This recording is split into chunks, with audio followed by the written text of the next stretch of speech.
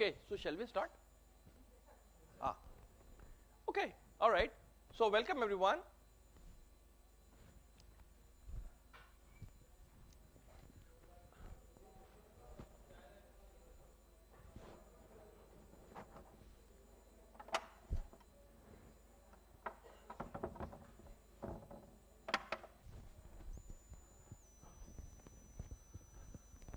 Okay, so till now we saw, like last time, Grover's algorithm, right? So Grover's algorithm was an example where we had a quadratic speed up, right, for quantum algorithm versus classical algorithms for a task, right, the task of search problem. And there was a provable speed up, right? Quantum can do with square root capital N and classical will need omega of capital N. Now we are going to look into another problem of factoring numbers. Okay. Now this is a very useful real world problem. Okay. In fact, it is used in crypto systems. Okay. So and for this problem, we will see a quantum algorithm which is polynomial time, and all known classical algorithms are exponential time. All known classical algorithms are exponential time. All right. So before we get into the problem, let us first try to just understand the formalism a little bit. Okay, what we mean by some of these arithmetic and number theoretic problems. Okay, all right. So one of the simplest that we have seen from childhood is addition. Agreed? Input, suppose we have x in z. Okay, z is the set of integers. Correct? Z denotes a set of integers. Output should be x plus y.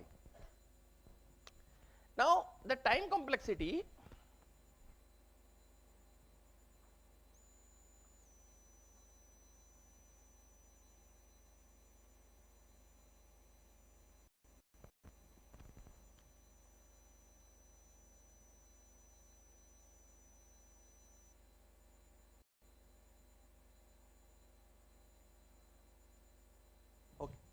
you guys can still see this? Okay. Time complexity is order log x plus log y. Okay, what is log x? Log x is for any integer x, correct? If x is 0, we just define it to be 0. If x is non-zero, what is it? You define log of mod x to the base 2. Okay, we are defining for any integer. So mod x to the base 2, log mod x to the base 2. Take the floor. This is called as the floor function. Floor function means if you have a, a fractional number or something, or a real number, you do take the nearest integer below it. So this is the floor function plus 2. Okay, this is, plus 1 is to take care of the sign, and plus 1 is to take care of the floor issues. Okay. Nonetheless, bottom line is it is log to the base 2. Okay, give or take. Okay, so that is a function. Just think of this as log to the base 2 of the mod of the number. Okay, and something to take care of the sign. So point is, any integer x can be represented using these many bits. Any integer x can be uniquely represented using log x bits. That is, we'll always use this binary representation for any integer x using log x bits. Correct? You can imagine, right, that if you have a number, how many bits you need to represent it? Log of that, log to the base 2. Correct? Very good. Now what is our algorithm? Of course, we all know this. If I have 1 1 0 1 0 1 1 1, how do I add 1 plus 1 equal 1 plus 1? Okay, I am going, let us say, I am just doing this addition modulo 2, although here we are talking about not modulos, but I am just an example. 1 plus 1 0 1 carry over, 1 plus 1 0 1 carry over, 1 1 1 1 carry over, 1 1 0 1, right? Usual addition. Now how much time it is taking? The number of bits needed to represent x plus the number of bits needed to represent y. So order log x plus log y, correct? Order because we have, suppose we want just doing some addition, there are number of bits involved, there's some constant is there, we put all that inside order, correct?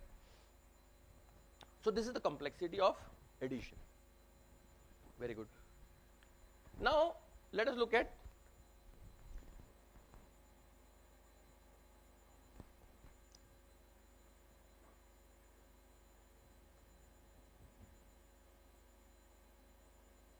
multiplication, okay? Multiplication.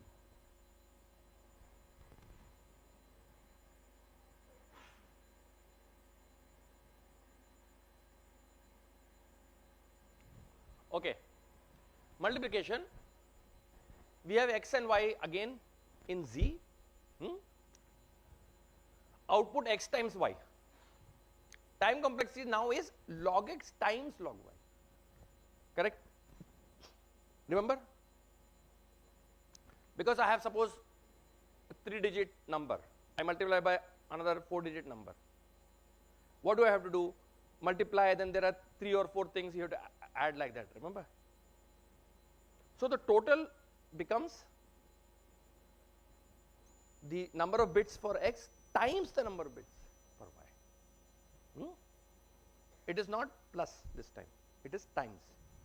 So therefore it is order log x times log y. Agreed? Yes? Now very interestingly, so this is like, okay, suppose I have n bits number, n bit numbers, log x and log y is n, suppose, then usually I will have order n square algorithm. Agreed?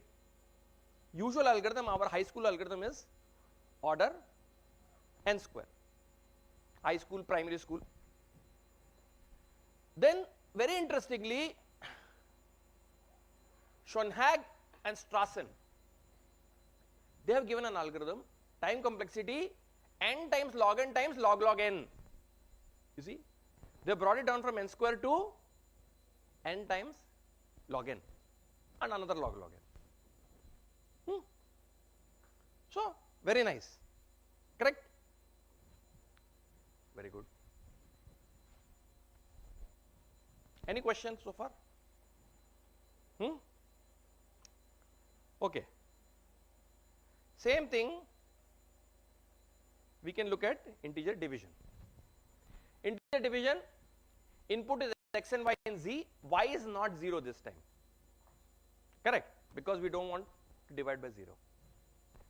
Output should be a and b such that x is ay plus b.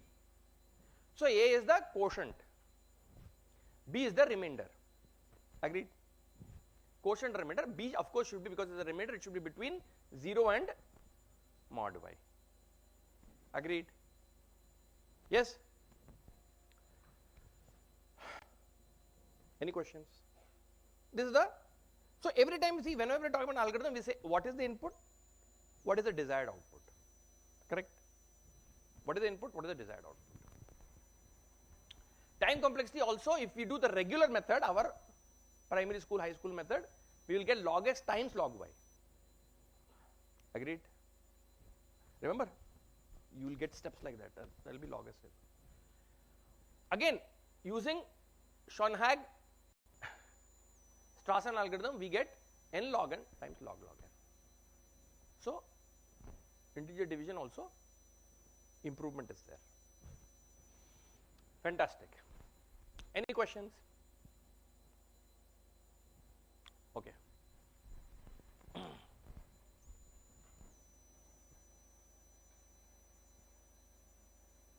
Okay. Now let us consider GCD, greatest common divisor. What is greatest common divisor? Input is xy now in z plus. What is z plus? The set of non-negative integers, z plus. GCD of xy. What is GCD? Greatest common divisor. What is the GCD of 12 and 16? Huh? 4. Correct. It should be a common divisor and should be the greatest such number. Greatest common divisor.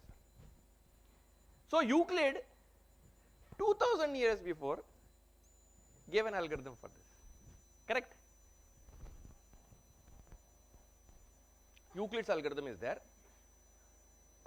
Time complexity log x times log y.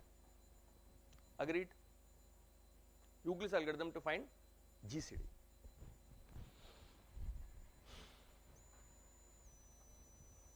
Okay. Now comes another thing.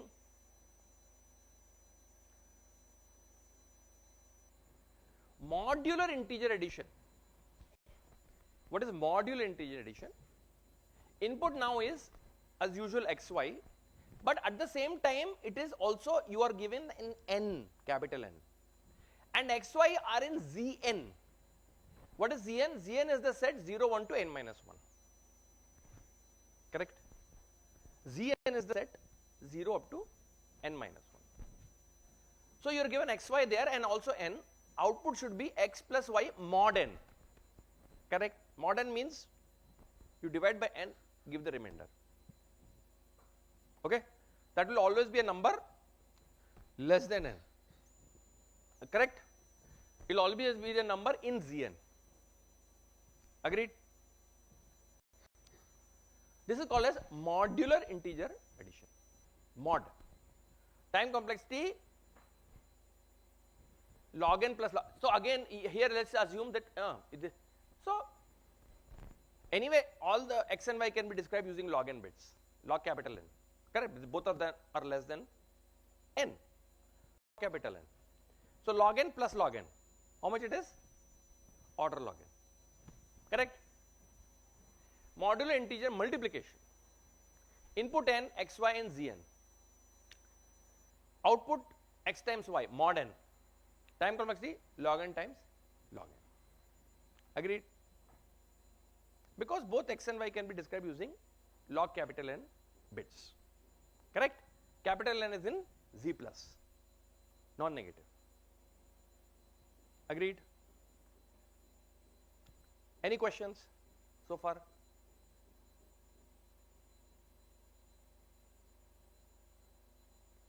Yes? Okay. Fantastic. Now, okay. So we have done all this. Yes.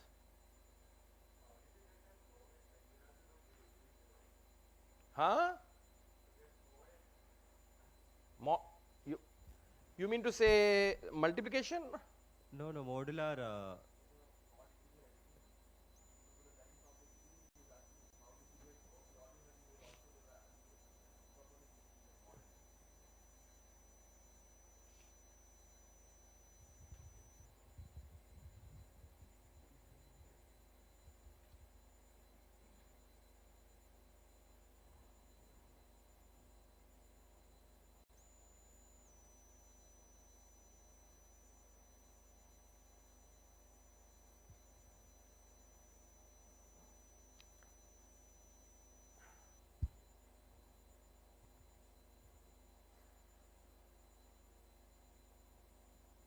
Okay. Okay. So,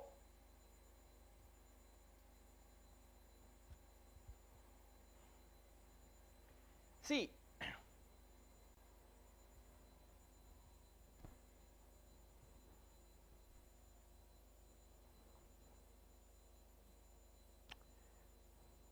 no.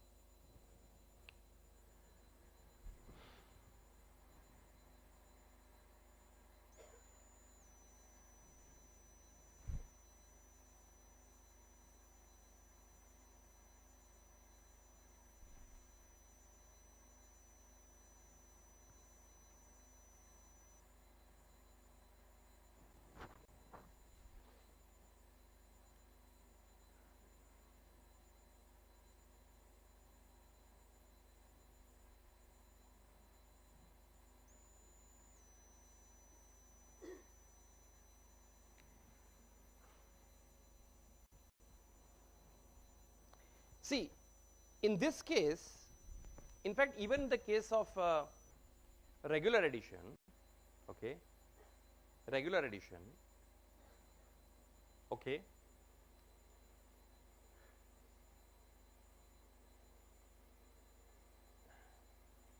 the question one might ask is,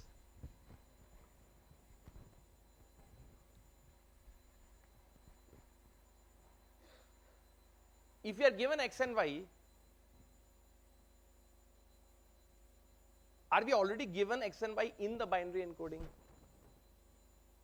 Correct, right? Or are we incorporating the cost of conversion to binary encoding? Correct, agreed? Now, if we are already given in binary encoding, correct, then if you look at the addition, correct,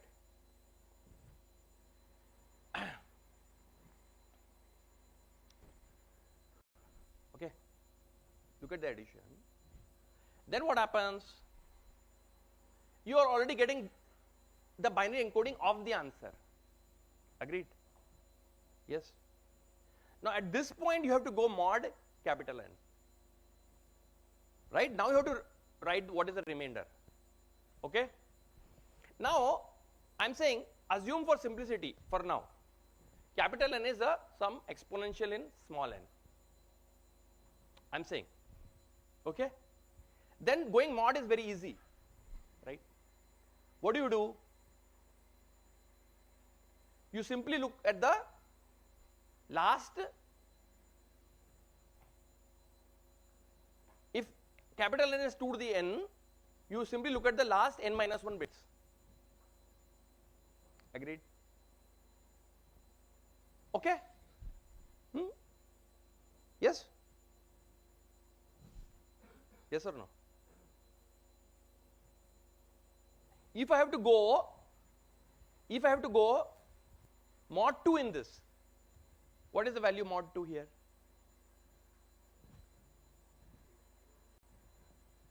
What is the value mod 4? Correct. So, okay, firstly we have to determine what is it. Are we saying that we have to give the, so if the input is already given in binary encoding, then we have to give the answer also in binary encoding, correct? So the time of conversion from integers to binary encoding is what we are not incorporating into for now. So we are given binary encoding, we do the regular addition. Now I have to go mod something, okay? In any case, both of these numbers will also be less than capital N. So the only thing is, at most this number can be at most 2n. So if I get something here, I will just reject it. I will just look at this, correct? If both these numbers are mod, okay, let us say that both these numbers are mod what? This is 2, 4, 8, 16, mod 16, correct? 4 bits meaning mod 16. Mod 16, mod 16 we added, we got something here. Instead of 4 bits, we got 5 bits. Our answer is simply these last 4 bits, correct? Because mod 16 if go, it has to be that one. Agreed?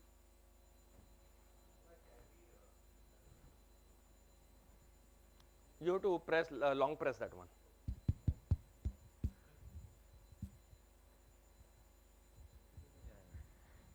Hello. Yes. Sir, in the previous case, I think for addition and all, we are writing log LGX into LGY.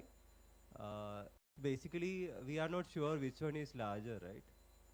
LGX or LGY? Log. Yeah, LG. it's basically log, but yeah, like depends on the value of x, right? Yes. So since we are not sure which one is larger, we are writing it as order of LGX plus LG of y. Correct. Right. In this case, when we are doing modular, we are sure that it will be always less than LG of n, capital N. Correct. Then it will be always in that range only, right? Correct. So that way, I think is an easier way to explain, maybe, right? Yeah. So the number of bits in which x will be represented is log n, number of bits in which y will be represented log n. Now you do the addition, then the possibility is you may end up with an additional 1 here or not. Okay. Even if you end up with 1 or not, you simply output the. That is already taken into account in that LG end.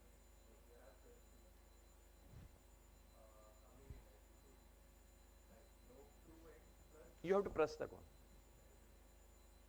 I think we need to use another one because.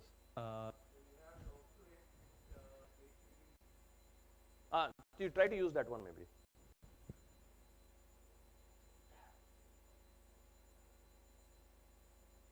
Okay, maybe press long. Log2 of x, I think, basically does the conversion to binary. Correct. And that +2 is for sign and the payload, right? So yes. That I think is already considered in LG of x. Correct. So once you find LG of x for the largest number, then we are done. We don't have to do any more conversion, I think. No. Once we go mod n, okay, suppose I'm asking you to add mod 16. Okay, I give you 12 plus 13 and ask you to add mod 16. Correct. What we will do? You will convert 12 to binary. Yeah. 13 to binary. Yeah. You will add like that. 12 will be 4 bits also. 13 will be 4 bits also. I mean, I'm ignoring the leading zeros. I mean, you may have leading zeros. And 16 is also 16 is 5. Yeah, 5 bits. Yeah. 5. Yeah. Okay. So then you will have 4 bits. Your answer may be 5 bits. Yeah. Then you simply ignore the. Most significant bit. That's your answer. Because you have to give mod 16. So simply ignore that. Correct? Yeah.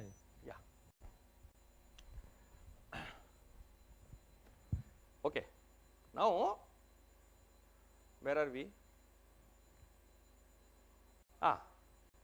Okay. Then primality testing. Okay. This is very good. Okay. Input n in Z plus. Output prime if n is a prime number, otherwise not prime. Essentially determine if it's a prime number or not. What is a prime number?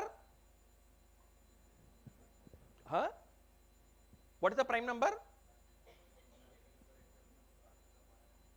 The only factors that it has is 1 and itself. No non-trivial factors. We say non-trivial factor. Trivial factors are 1 and itself. Non-trivial factor it doesn't have. Okay? Classical randomized algorithms were known for a long time.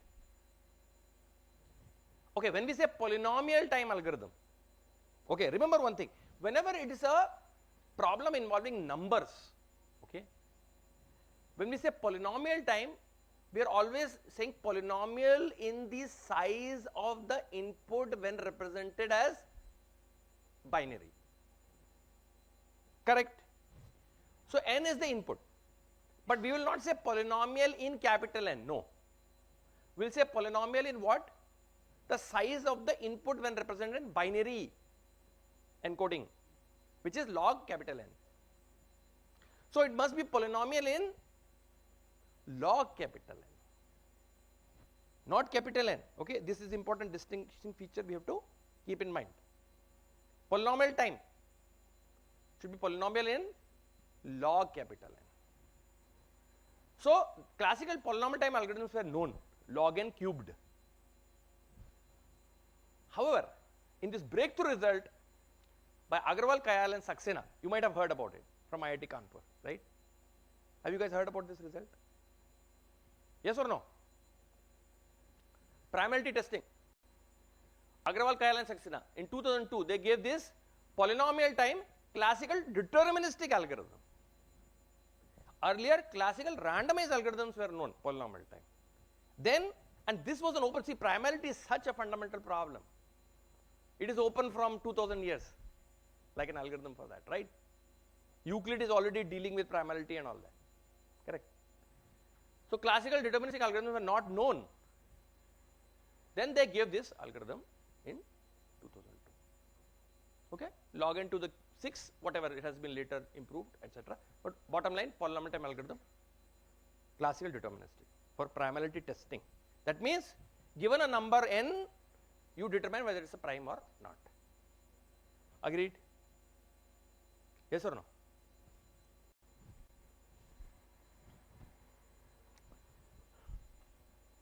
Any question? Okay. Now let us move to the problem that we are considering, integer factorization.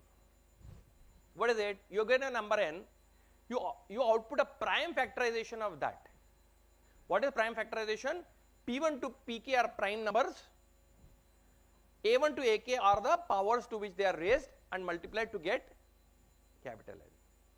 Agreed? What is the prime factorization of 15?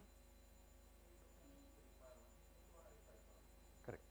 What is the prime factorization of 22? What is the prime factorization of 4? 12. Agreed? Yes? Clear? So we have to give prime factorization. Now known deterministic or randomized classical algorithms are exponential time. That is exponential in log n to the whatever. Okay? But exponential. Correct? Shor's algorithm, polynomial time. See, log n cubed. Yes?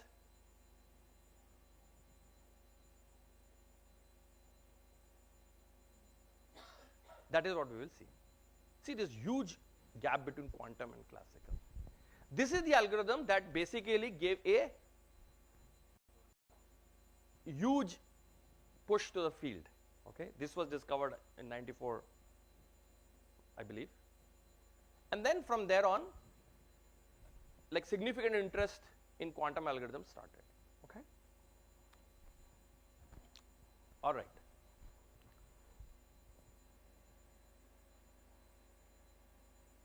Any questions for here? These kind of things we discussed.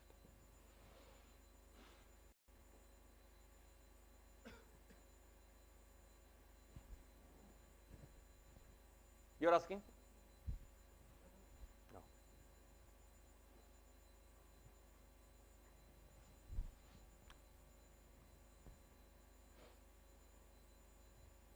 Okay? Good.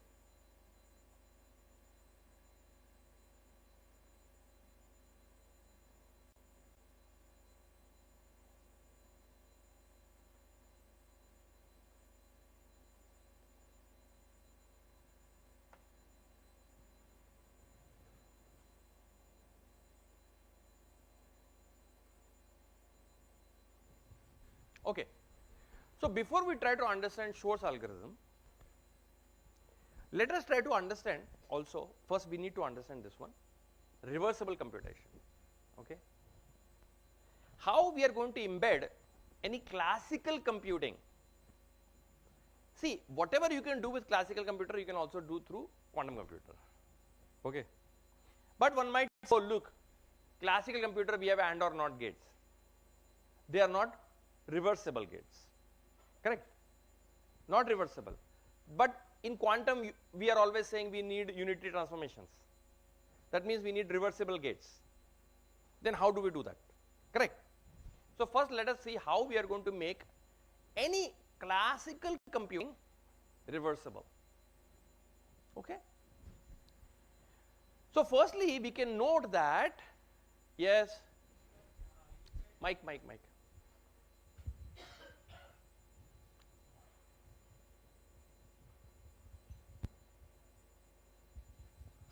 Like every classical problem can be solved by a quantum algorithm.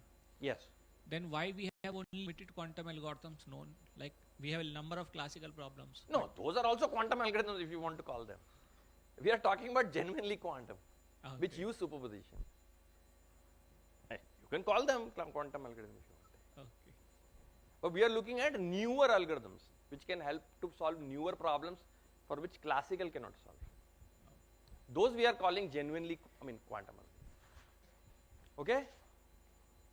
Agreed? Okay. So firstly we can see that AND or NOT gates are universal set of gates. What does it mean? If I want to do any computation, I want to compute any function, x to f of x, any circuit, I can always take that computation and always have that computation done via a circuit consisting only of AND or NOT gates. AND or NOT gates are a universal set of gates along with the copy operation, what we call fan out. If you have some input bit coming like that, you need to copy sometimes, make 2 copies, 3 copies like that. So AND or NOT gate along with fan out, what is called copy is called fan out. This is universal. Any circuit you can always write using AND or NOT gates and fan out. Agreed? Okay. How many people are aware of this fact that AND or NOT are universal? Very good. Very good. The thing is, in the crowd we have a mix now. People from computer science, people from physics also. So they may not know all these facts also. Okay. Alright. So what is AND gate? AND gate is A, B, output is A and B. The symbol is like this. This kind of a wedge. A and B. What is A and B? A and B is 1 if and only if both A and B are 1. Okay. Now there is this thing called as a Toffoli gate. Oh, we already talked about it, right? It is a control NOT. Operation is A, B, C, input goes to A, B, C parity, A and B. Yes? Control NOT. In this case, so this is invertible gate. Agreed? This is invertible. Why this is invertible? We talked about this before, remember? Because AB is coming out as it is. If the 2 inputs are different on AB, they will become different on AB. If they are same on AB but different on C, then this will change. C parity will change. Agreed? So Toffoli gate is invertible. The transformation is 1 to 1. Okay? Different input go to different outputs. It's never, see, AND gate, many inputs go to one output. It's a many to one function. Toffoli is a 1 to 1 function. Agreed? Very good. Now, suppose we have a Toffoli gate. How to get AND gate? Very simple. Input AB. Input here and the third wire 0. AB comes out, what it comes out here? 0 parity A and B. We got A and B. Correct? So with one additional wire coming in 0 and Toffoli gate, we can implement AB. A and B. Agreed? Any question? Good. Now once we have AND gate, okay, by the way, I wanted to say one thing. We are going to now do using Toffoli gate and also the NOT gate. NOT gate is also invertible. Not simply 0 to 1, 1 to 0. Different input go to different outputs. Invertible gate. So we are going to implement this using Toffoli and NOT, our circuit. So AND anyway done. Now comes OR. How to do OR? So NOT gate we know anyway, right? Okay. How to do OR? Now you may be aware of De Morgan's law. Correct? Boolean logic. Huh? If you've done a course on Boolean logic. De Morgan's law, A or B is not of, this symbol means not. Not of, not A and not B. You know this one? A or B equal to not of, not A and not B.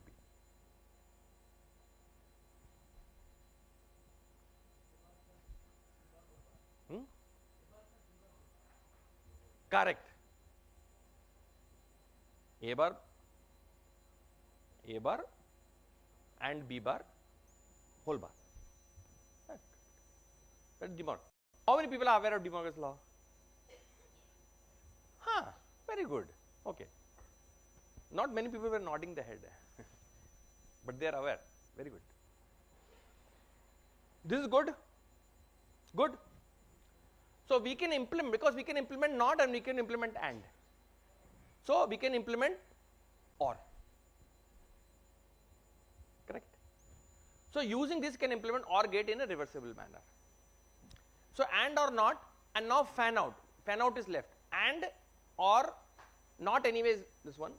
Fan out is left. Okay. How do we do fan out?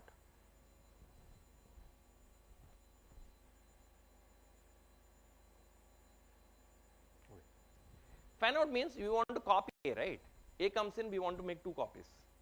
Correct. How do we do that? A comes in here, input is 0. Remember, we are always, whenever we have additional wires, we always want to start those additional wire in 0. Okay? Always. So 0 comes in here, we do a NOT, we get a 1. This also 0. Toffoli gate, A comes out as it is. 1 will come out as it is.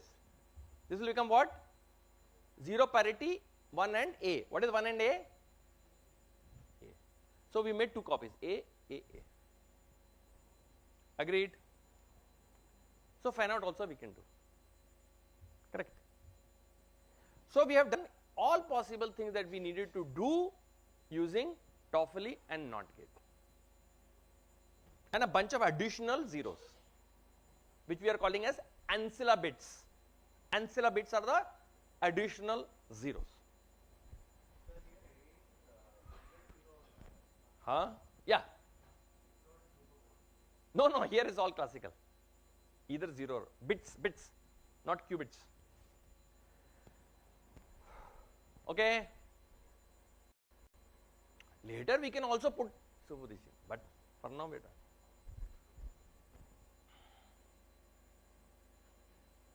Okay. Now the thing is this.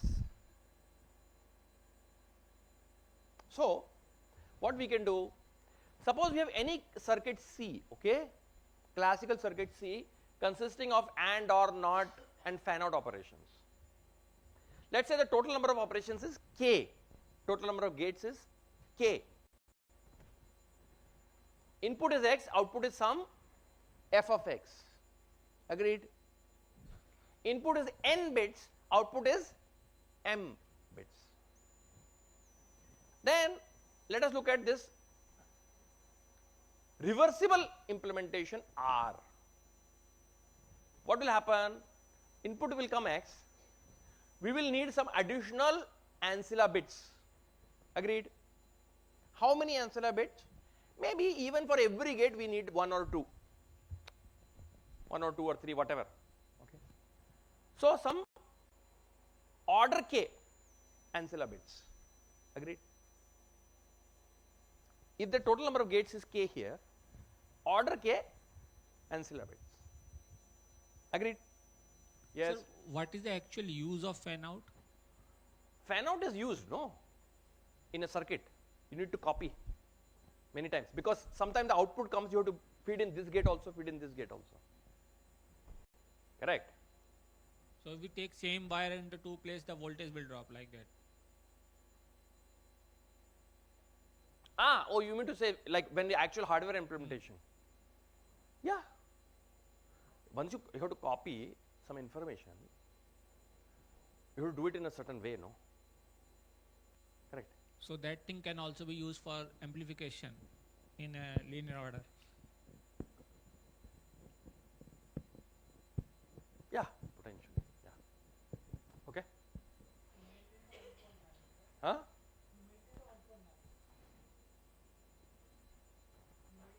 On mapping also correct. Fan out we are taking means to maintain the reversibility, which means one-to-one mapping overall the whole circuit. No, no, no, no, no. Fan out is there in the original classical circuit, which is not reversible. Later we do fan out using reversible way. Fan out is there in the original circuit. See, we take an original circuit C. That one is not reversible. That one has an AND gate, OR gate, NOT gate, and fan out gates. Original circuit C already has fan out. Copying operation will be there, no? My input is there coming. I need to put it in this gate also, this gate also, this gate also. I have to copy, right? So that is called the fan out operation. So therefore the original circuit C will have all these operations. Maybe K of them. Let's call, say, K gates. Then for each such gate, when I am going to implement using TOEFL or NOT, I will need some additional zeros. Correct? 2, 3, whatever. So the total number of additional zeros that we will need will be order K. Agreed? Yes or no? Any questions? So we are calling L. L is the additional number of zeros, ancilla bits, which is order K. Then what do we have? Reversible circuit consisting of TOEFL and NOT operations only. Agreed? Output will be f of x. Then additional, see, output is in m bits. Original input n plus L. Output is m. So n plus L minus m garbage bits are there. Correct? Because the only useful thing that we want is f of x, which is m bits. Additional garbage is there. Correct? We don't want garbage. Okay? Till now clear? Yeah, K is the number of gates in original classical circuit, and or not fan out. Okay? Now, what to do about these garbage bits? Okay? We don't want garbage bits. Okay? So what we do is this. Okay. X comes, this is additional zeros, R is there, this is where our f of x is there. Okay, top m wires. This is garbage. What we do, we take additional m wires where the input y is coming. We copy this f of x here, C0, C0, C0. Everything C0, C0, C0. Correct? So what is happening? You are doing bitwise XOR. Correct? This is C0 is bitwise. Bitwise XOR. What is ending up with? F parity, Y parity, f of x. Agreed? Y is also m bits, f of x also m bits. Y parity of x. Once you have done all this copying, because this is reversible, you invert, apply inverse. Right? Because R is reversible, there is an R inverse. Apply R inverse. Okay? R inverse. Once you have R inverse, what do you get? This whole thing goes back to the input. That whatever was here, it will go back to this. So it goes back to x and zeros. Correct? So what have you got? Original, look at this red box now. What is the input to the red box? X, zeros, y. Output is x, zeros, y parity f of x. Correct? So what have we implemented here? Precisely what we have implemented here. BF. Huh?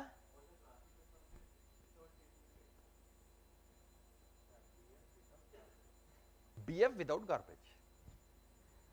X and Y going to X and Y parity f of x. This is exactly BF. Only thing we did was we took help of additional ancillams. But we took them at zeros and returned also as zeros. Correct?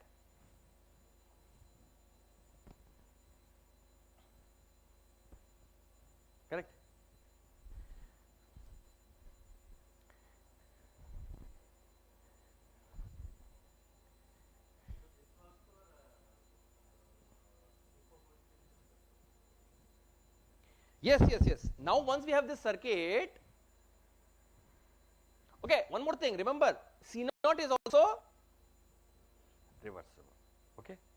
So entire thing now, you see R, C0, R inverse, everything is reversible. So once we have this circuit, if you look at this transformation, right, remember this transformation is invertible, and classical invertible transformations we said is what?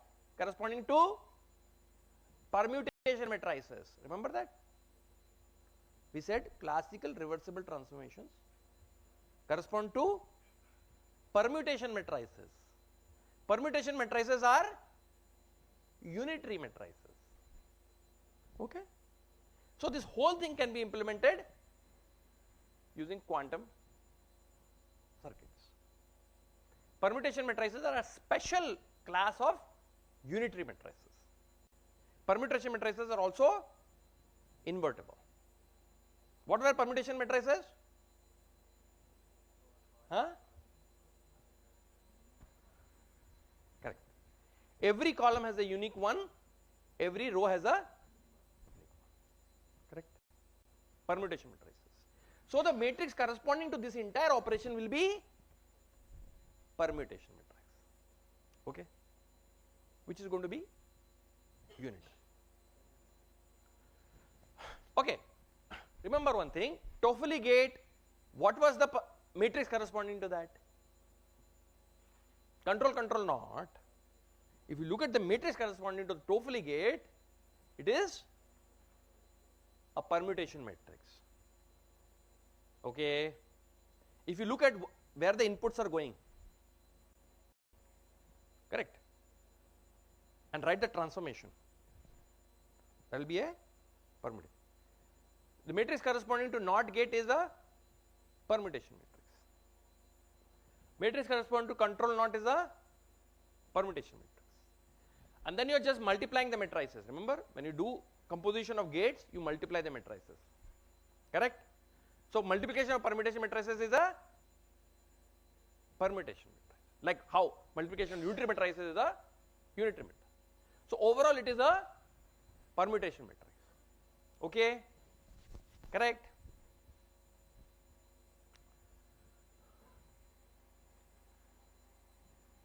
And permutation matrices are special type of unitary matrices. So the entire thing can be done quantum, agreed. But it was important for us to take that original classical circuit of L08 gate and implement using reversible gates, otherwise it would not be permutation matrix, correct. Any questions?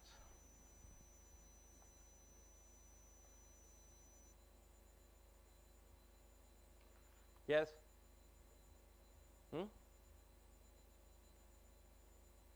Any questions?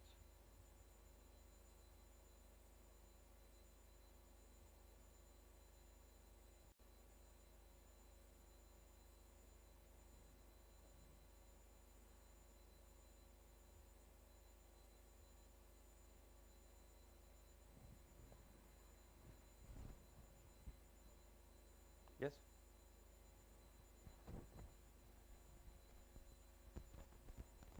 Okay. So we are here, okay. Now let us proceed. To recall, okay, to recap, what did we obtain? Overall, for any classical circuit, we obtained an implementation. That means for any function, in fact, f of x, we obtained an implementation which has x zeros y to x zeros y parity f of x. We got it, correct?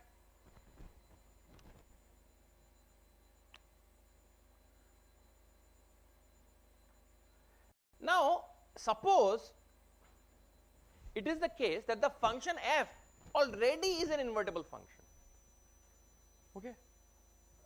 Suppose function f is already a invertible function and it has f inverse, correct. Let us say we have a circuit C for computing f and a circuit D for computing f inverse, okay. Oh, there was something here, yes, which is here, yeah, okay, let me say one thing here before I get into, So the entire red box we are calling SC. Okay, what is the map? X, Y zeros go to X, Y parity f of x zeros. Agreed? SC. Now once we have written it in this form, it answers your question. We can now even put superposition inputs here. Correct? But these zeros are there, but sometimes just for brevity, compactness, we just write like this. We just omit the zeros. Okay? SC xy goes to X, Y parity f of x. Okay? SC is the reversible circuit, unitary operation, permutation matrix. This is what we already discussed. Okay?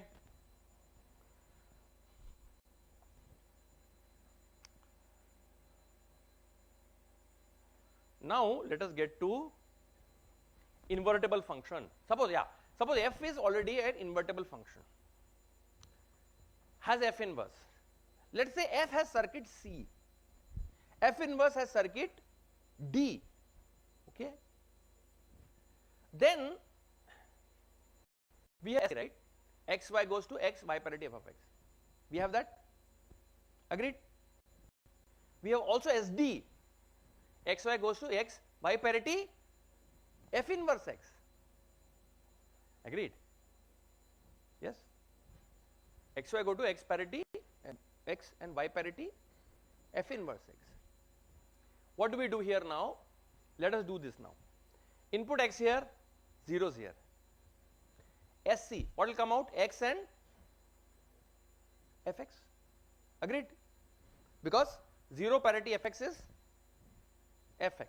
Now remember, the input and output side is the same, n and n. So this is n also, this is n also. Then let's take this wire and input here. Let's take this wire and input here. SD. What does SD do?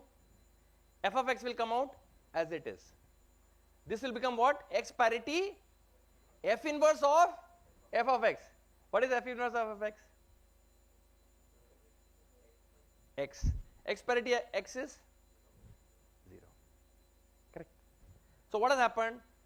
X 0 has gone to f of x 0. Huh? Pardon me? Swap. Correct. So x 0 has gone to f of x 0. Correct. Inside the red box we are calling Q. So what we have managed?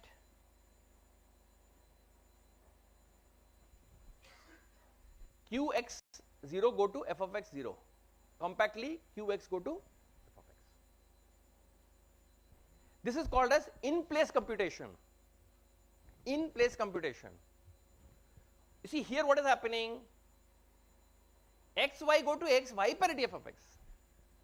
xy go to x, y parity f of x. Here what is happening? X is going to f of x. No need of y. That is called as in place computation. So what we can see, that if we have an invertible function and if we have a circuit for f and also circuit for f inverse, then we can actually do in place computation. Instead of BF, we can do this Q, which is x to f of x. Because f is already invertible, no. BF was needed when f was not invertible, to make it invertible. But f is already invertible, potentially we should be able to just compute like this, no, x to f of x. It is already invertible. Correct. And Q is overall now a unit transformation. Correct. Reversible circuit. Agreed. Yes. This is what we are going to use actually in short circuit. Correct. If you have an invertible function, we have a in place computation for it. That is called as in place computation. Okay. Any questions?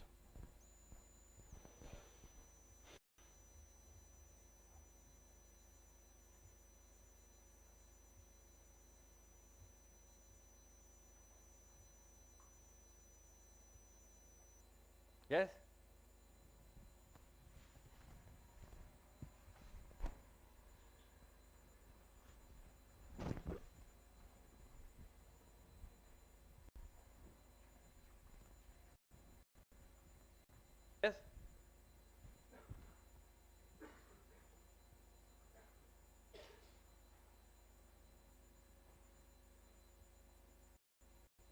Okay, so by the way, today we are going to have additional 2 hours of lectures from 3 to 5. Then tomorrow holiday. Thursday also we will have 2 hours 11 to 1, 2 hours 3 to 5. Today after 3 to 5, Professor Subba Reddy will take one more tutorial class. Maybe 1 hour, 2 hour, depends on what. That is again one of the active sessions for assessment. Assessment is on Thursday. Friday, I believe we are closing at lunchtime or something like that. So no class in the afternoon. Friday morning we will have 2 hour lecture. Correct? So 4 hour today, 4 hour Thursday, 2 hour Friday. Today, Professor Reddy also will take his class. Also Thursday assessment.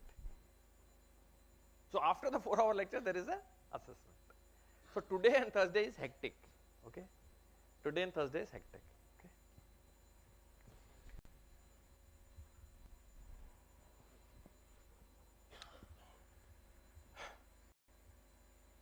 Any questions? No. So proceed.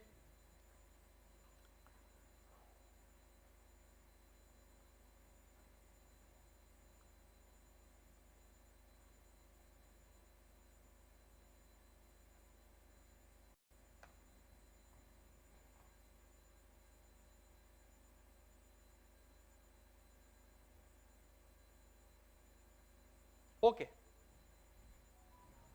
Now let us get into this problem of phase estimation. Phase estimation.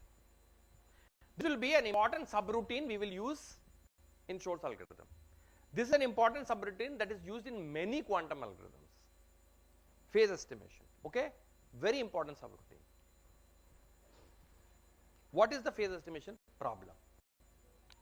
Okay. Before that, let us recall some mathematical facts. Already we have discussed this singular value decomposition, correct?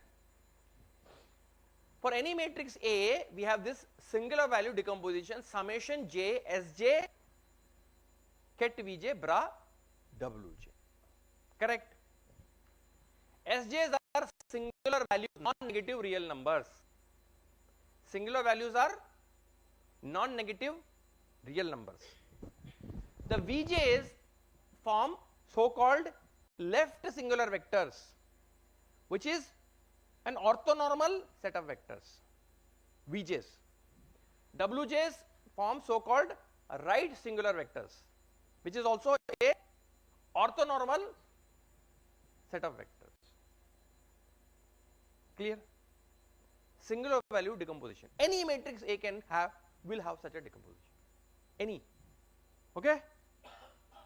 Fantastic. Now, U. Suppose you have a unitary matrix. Then unitary is what they called a normal matrix. A normal matrix is a matrix which commutes with its dagger. That is A dagger equal to A dagger A. A dagger equal to A dagger. Now what happens with unitary? U dagger equal to identity, and U dagger U is identity. So U dagger is equal to U dagger U. Agreed? Yes or no? So it commutes with its dagger. Correct? So it's a normal matrix. For a normal matrix, what do we have? What is called as eigenvalue decomposition. This one is singular value decomposition. Here we have eigenvalue decomposition. Agreed? What is eigenvalue decomposition? Now you see, the left singular vectors and the right singular vectors here need not be the same. Vj need not be the same as Wj, correct?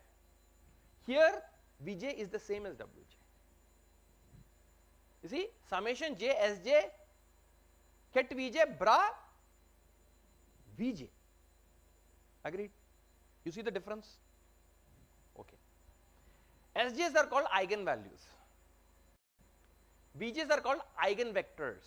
They form an orthonormal set. Agreed?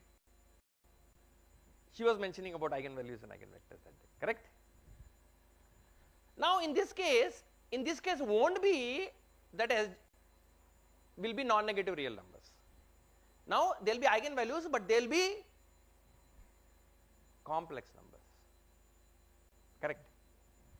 Complex numbers with the mod being 1. In case of unitary, in fact we did one of the exercises I think in one of the tutorials, in which case I think we took the special case where SJs were ones actually, correct? But here SJs are complex numbers with magnitude 1. So therefore they can be written as e to the 2 pi I theta j. Agreed? E to the 2 pi I theta j is always a complex number with magnitude 1. Correct? Exponential form, polar form and all that Professor Boradu discussed. Agreed? So this is now the eigenvalue. Okay. Now once we have eigenvalue,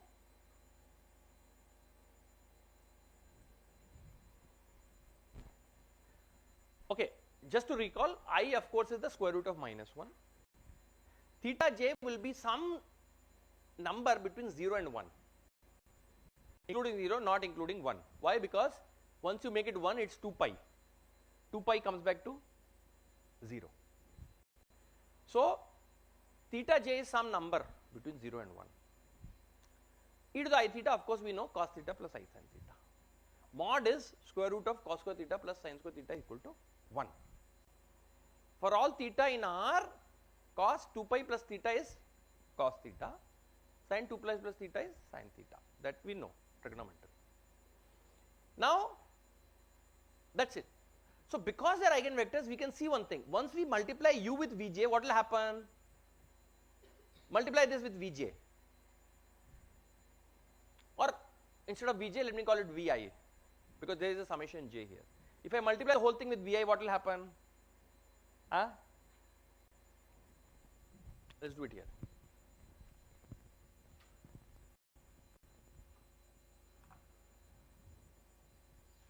Correct? U times Vi. What is that?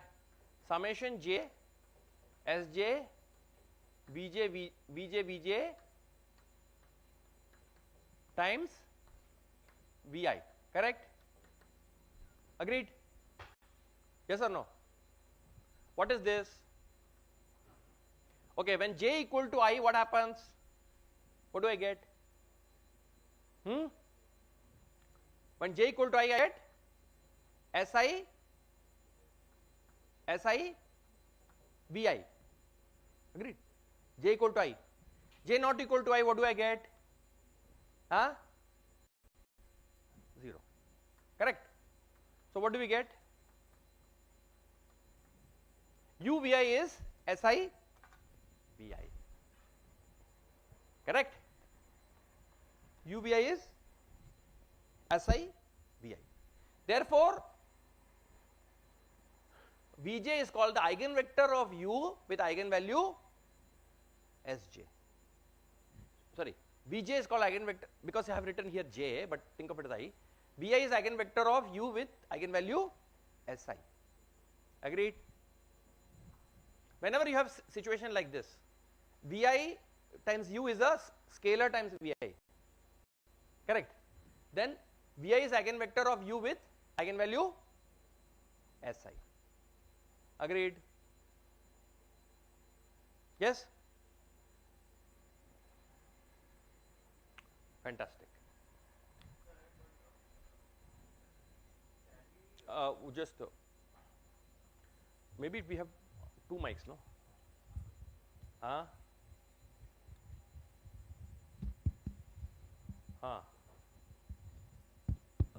So that singular value decomposition is valid for any general matrix. Yes, right? yes. So we can still do for a unitary matrix singular value decomposition. Correct. Okay. This is also a singular value decomposition. No, you can do it Yeah, then you will get non-negative values, right? No, Not- but what will happen is when you do singular value, if you want to see the singular value decomposition form, what will happen is this. Yeah, I understood that you will get two different vectors Yeah, which are yeah, like you yeah. cannot write it in this form, which is more useful, I think, for Yes. practical applications. Yes. Right? Yeah. So general question. Yeah. Yeah, yeah, sure. In fact, you can see the singular value decomposition. What will be singular value decomposition? SJs are there, but now they are complex numbers, right? What you do is, you make the amplitude is 1, right? Magnitude is 1. So keep the 1, and there is a phase here. Absorb the phase in Vj Okay. and yeah. call it Wj. Yeah. So now you will have different eigenvectors, but now also orthonormal, and you have the singular value decomposition. Okay. But you see, because if we have to absorb the phase here, because we have to make this non-negative, that's why the Vj's become different. But if you want to keep the Vj's the same, I cannot make this non-negative. That is a trade-off. Yeah. Agreed. Yeah, here. So like I wanted to know that what makes a vector an eigenvector or a value an eigenvalue. Correct. Eigenvector is sort of kept invariant by the transformation, except for a scaling. So what do you mean, like, could you please elaborate? Yeah, V is the eigenvector of U if U times V is a scalar times V. V is an eigenvector of U if U times V is scalar times V. Correct. And so could you describe what is a phase? Phase. Phase is what we are calling here. You see, this one, e to the 2 pi I theta. Theta is the phase. Complex number, no. E to the 2 pi I theta. Theta is the phase. That is what we have to estimate. That is why the algorithm is called, task is called phase estimation. Theta is what we'll have to determine. So like, is there any pictorial representation of theta? Like mathematically, I couldn't imagine. Yes, we will see the pictorial representation actually. We will see the pictorial representation. Okay. We will have this circle on the complex plane. Okay. And there we will see. So eigenvalue decomposition is clear. Once you have an eigenvalue decomposition, then the Vj's are called the eigenvectors of U with corresponding eigenvalue Sj.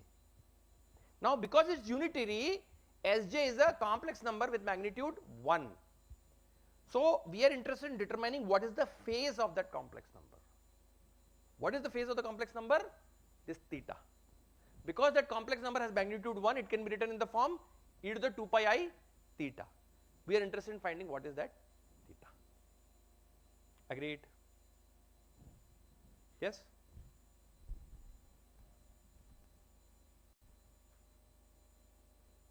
Correct. So this is the phase estimation problem. Phase estimation problem. What is the problem? Input is a quantum circuit Q that performs unitary operation U along with a quantum state psi. Okay? That means you can perform the unitary U using the circuit Q. You are also given a quantum state psi which is promised to be an eigenvector of U. Agreed? Quantum state psi which is promised to be an eigenvector of U. So therefore what do we have? U ket psi is e to the 2 pi I theta ket psi. Correct? Because eigenvalue is always of this form, e to the 2 pi I theta. You have to output theta, basically an approximation of theta, okay, up to some desired approximation factors. This is the phase estimation problem. Correct? We are given a circuit Q which can implement U. We are also given a state psi which is promised to be an eigenvector of U. We have to essentially determine the eigenvalue. Correct? The only thing to be determined in the eigenvalue is the phase because magnitude is clear. Magnitude is 1. Correct?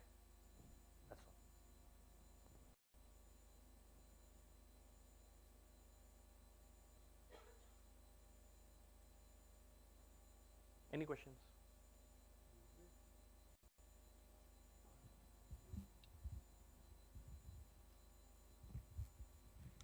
Here U is known and the psi is also known, or we don't know, but we just know that it is eigen vector of U, sir.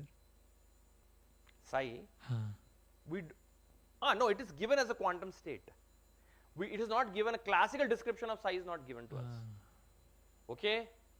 Classical description of psi, even for U also, we don't have a classical description of U. We don't have the matrix representation.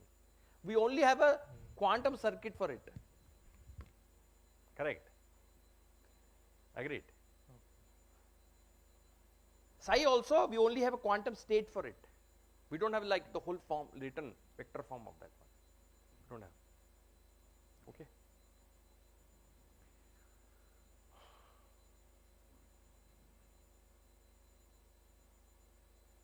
Can you repeat, sir? Just noting down this doubt. So here psi is given as quantum state. We don't know. We don't It have is just classical. physically given to us. Physically we are obtaining it. Circuit also is given to us. But nobody is going to write to us the entire matrix U. Right? All the entries of U, nobody is writing for us. Okay. Simply the circuit is given. Okay. Okay? You can think of the black box. That black box circuit is given to you that will implement that unitary. So And then the quantum state is coming to you. And then you have to determine the phase. Correct? So that circuit U is also black box only. We don't know. It is just given to us. We can implement that circuit. Okay. We can implement that circuit. Okay?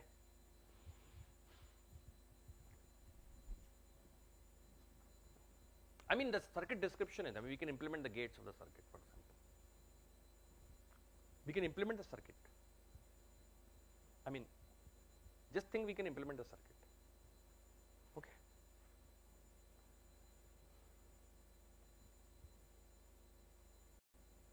Any questions? This is the phase estimation problem.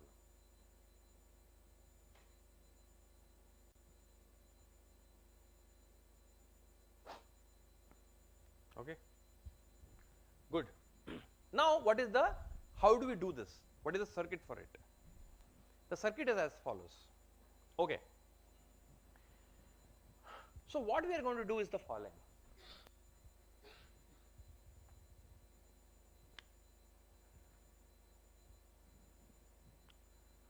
We will take all zeros here, m all zeros. M will determine what is the precision to which we want to compute theta.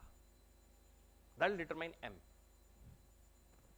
Then we will take Hadamard m times.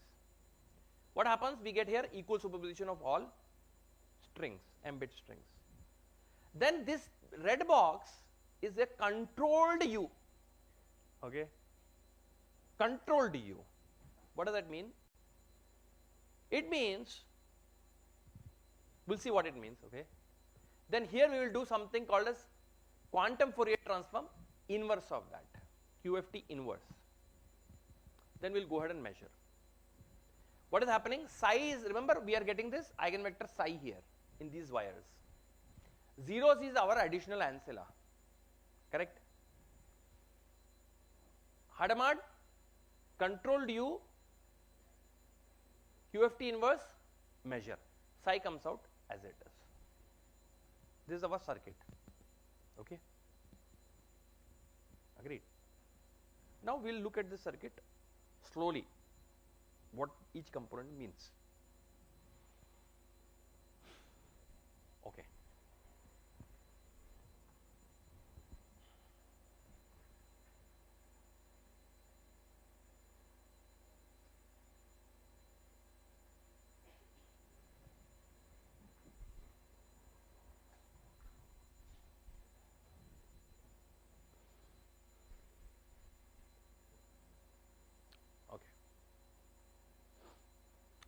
So this unitary transformation, which we are calling this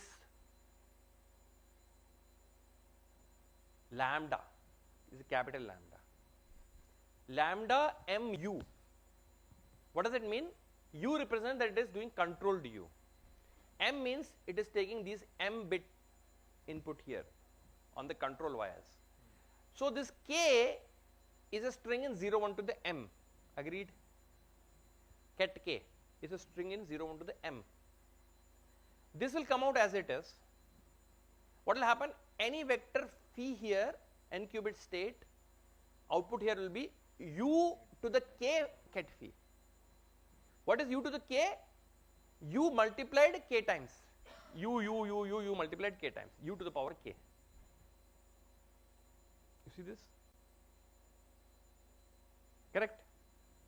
So what this control transformation is doing, it is taking the top wires, suppose the value here is 50. Of course it is written in binary. Then it will U to the 50 times ket phi. That will happen. Okay? Control on the top wires, number of times you want to do U on the below wires. That is your lambda, UM. Agreed? Correct. Sort of controlled U. How many times you want to do U is depending on the value on the top wires. Suppose we can implement this. Suppose we can implement this. So we have this, right? K psi goes to K, U to the K psi. K is a number from 0 to 2 to the M minus 1. Agreed? Yes? Now what happens?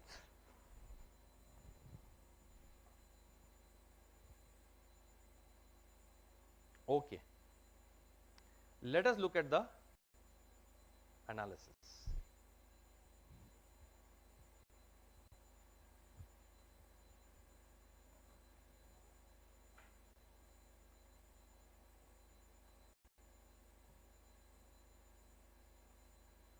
Okay. All right.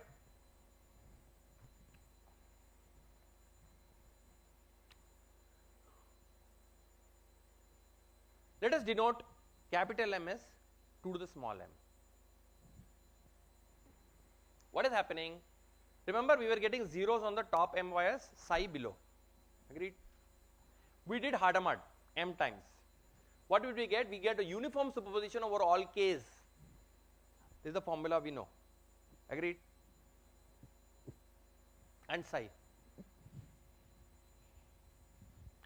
Now, we can note one thing. Okay. Anyways, so we applied this lambda um. What happened? Depending on K, we had U to the K psi here. Agreed? Depending on K, we got U to the K psi here. Now we can see one thing. U psi is e to the 2 pi I theta psi. Agreed? Yes?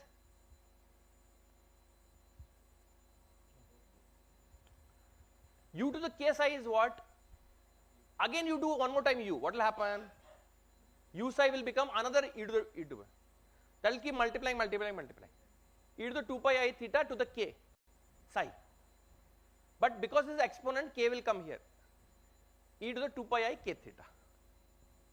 Agreed? Yes? Yes or no? Any question? See, correct? Okay. This is similar to the phase kickback. Okay. It's a kind of a phase kickback. Okay. So we have obtained sort of this value of theta in the phase. Agreed? With each k, what we have got e to the 2 pi I k theta. Agreed? E to the 2 pi I k theta. Because U to the K psi is this guy here. We just put it here, psi is as it is. and k is also as it is. Agreed? Yes? Now, let us assume now for simplicity, that theta is actually of the form j over m, okay, j over capital M. Suppose we are lucky and theta is exactly equal to j over capital M, okay, we are promised this, that theta is j over capital M for some j between 0 to m minus 1. Remember, it's a number between 0 and 1, correct?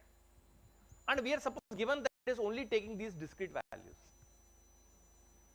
multiple of 1 over m, multiple of 1 over capital M, okay. Suppose we are promised this one, then what happens? Okay, let us do shorthand omega subscript m as e to the 2 pi I over capital M, okay, omega subscript m as e to the 2 pi I over capital M. Agreed? This is our shorthand. Then let ket phi j equal to this thing here, okay. What is this? We are replacing theta as j over m, right? What are we getting? 1 over square root m summation k e to the 2 pi I k theta is j over m, ket k is as it is. Agreed? This thing here, we are calling it as ket phi j. Agreed? For every value of j between 0 to capital M minus 1. Correct? We see we can go slow here, okay, so that we are able to follow, okay. Just stop me if you anything, okay.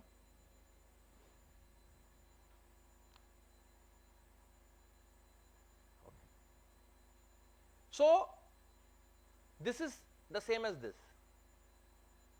Now we are replacing, right, e to the 2 pi I over m by omega m, shorthand.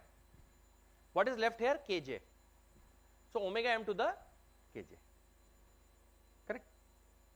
Omega subscript m to the kj.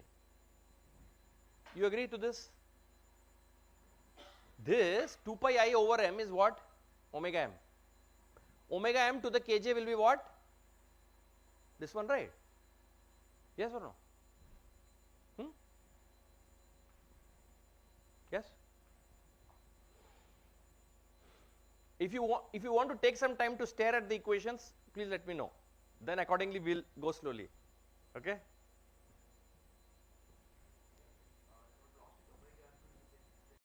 Which one? Omega m. See, this one you got, right? Phi j is this. You got this one or? Okay, let me repeat this also. What is this? Look at this vector here. Here we are replacing theta by j over m. What happens? So 1 over square root m summation over k e to the 2 pi I k theta is j over m. So this is exactly this. Agreed? Now we are just using shorthand omega m for e to the 2 pi I over m. Okay?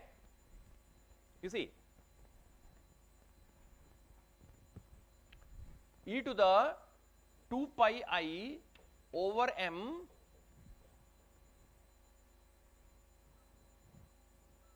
times kj, right? Agreed? That is there in the exponent here. This, correct? This is the same as e to the 2 pi I over m to the power kj. You remember, when you do a to the power b to the power c, it is a to the power b times c. Agreed? That is what we are doing here. E to the power 2 pi I over m to the power kj is the e to the 2 pi m times kj. But this is just the shorthand. Shorthand is omega subscript m, this one, to the power kj. Okay? Agreed? Yes? Clear? Any more questions? Yes? Theta will always be acute here. We are considering. No, sir. What? Theta will be acute for sure here. Between 0 and 1. Yeah. Theta is a number. It is in radians. Forget radians and all. Just think of theta is a number between 0 and 1. Okay? Okay? Just think of theta as a number from 0 to 1. It's a real number from 0 to 1. Agreed? But suppose we are saying it is one of these numbers, 1 over capital M, 2 over capital M, up to m minus 1 over capital M. One of these numbers it is promised to be. Under this promise, we are trying to find out what that number is. Agreed?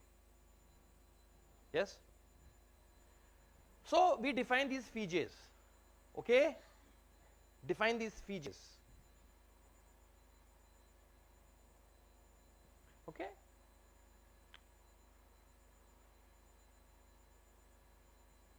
Now, once these features are there, we have written it in this form. Agreed? This one is just the same as this. Now we can note one thing, that actually these features form an orthonormal set of vectors. Features form an orthonormal set of vectors. Once features are orthonormal set of vectors, we know we can distinguish them. Correct? Whenever we have a set of orthonormal vectors, we know we can distinguish them. Huh? Oh, projection. Oh, sorry. Okay. Correct. So the transformation that will help us to distinguish them is the quantum Fourier transform inverse of that. Correct. Quantum Fourier transform inverse of that.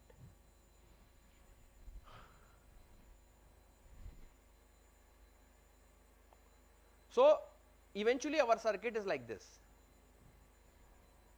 We did the Hadamard transformation controlled by this. Here we got the features. Remember? Because we got features and psi. Remember?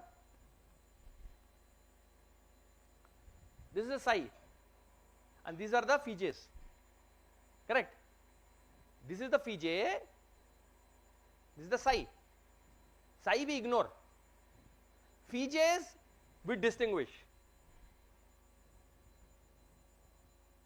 and obtain J. Because they are orthonormal, phi j's form an orthonormal set of vectors. Okay? We because remember, whenever we have an orthonormal vector, we can distinguish them. That means we have phi j's, from there I can find J. Correct? So we find J. Once we have J, that is our answer. Because theta is J over M. So we just need to determine J. Correct? So we will look into precisely what is the quantum Fourier transform, because a new topic we will do it post lunch. Okay? Correct? You guys have any question till now? I can see that people are like, you know, eagerly looking forward to the lunch break. Correct? Yeah? Yeah?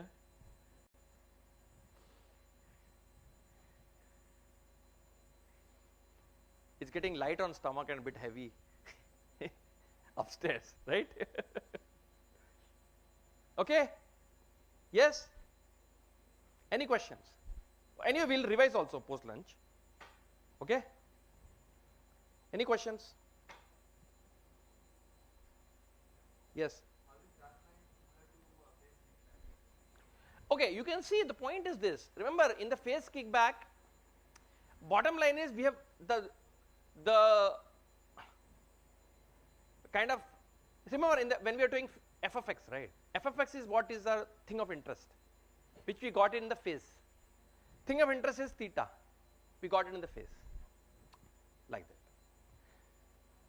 And also the bottom wire, remember, was starting in plus state and ending in plus state, sort of, or minus state ending in minus, something like that, right?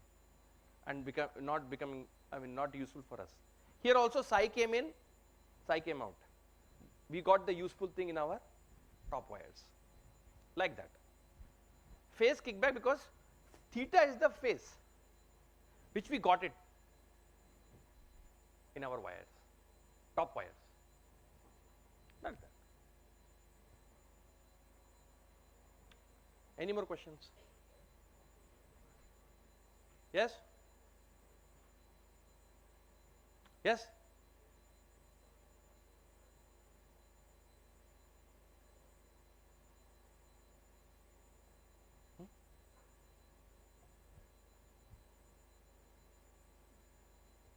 Okay, then we take break for lunch.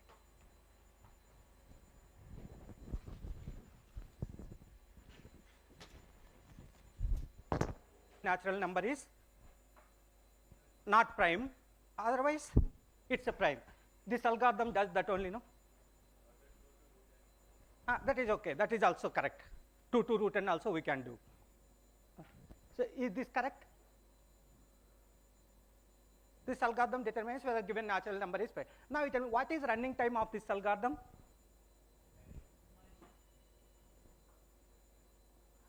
What is best case running time of this algorithm?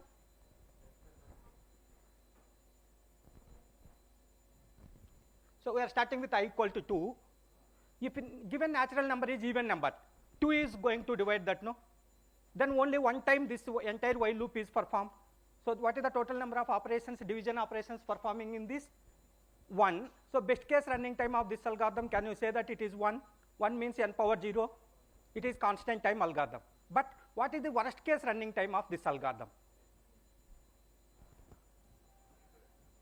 What is the worst case running time of this algorithm?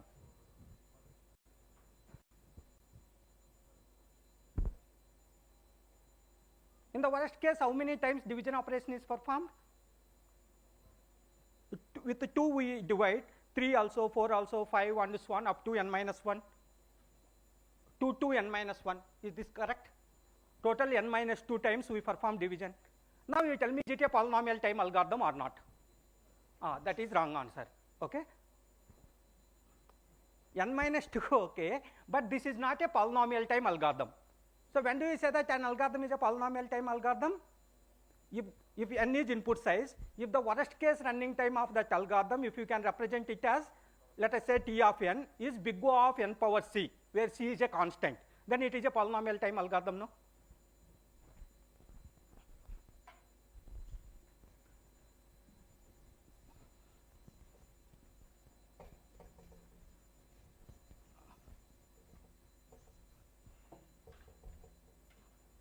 So now we have T of n, worst case running time T of n equals to n minus 2. This is the worst case running time. Now the confusion is it a polynomial time algorithm or not? Is it a polynomial time algorithm? Now at least we know that it's not polynomial time algorithm. Why? Here, what is input size? N is input size.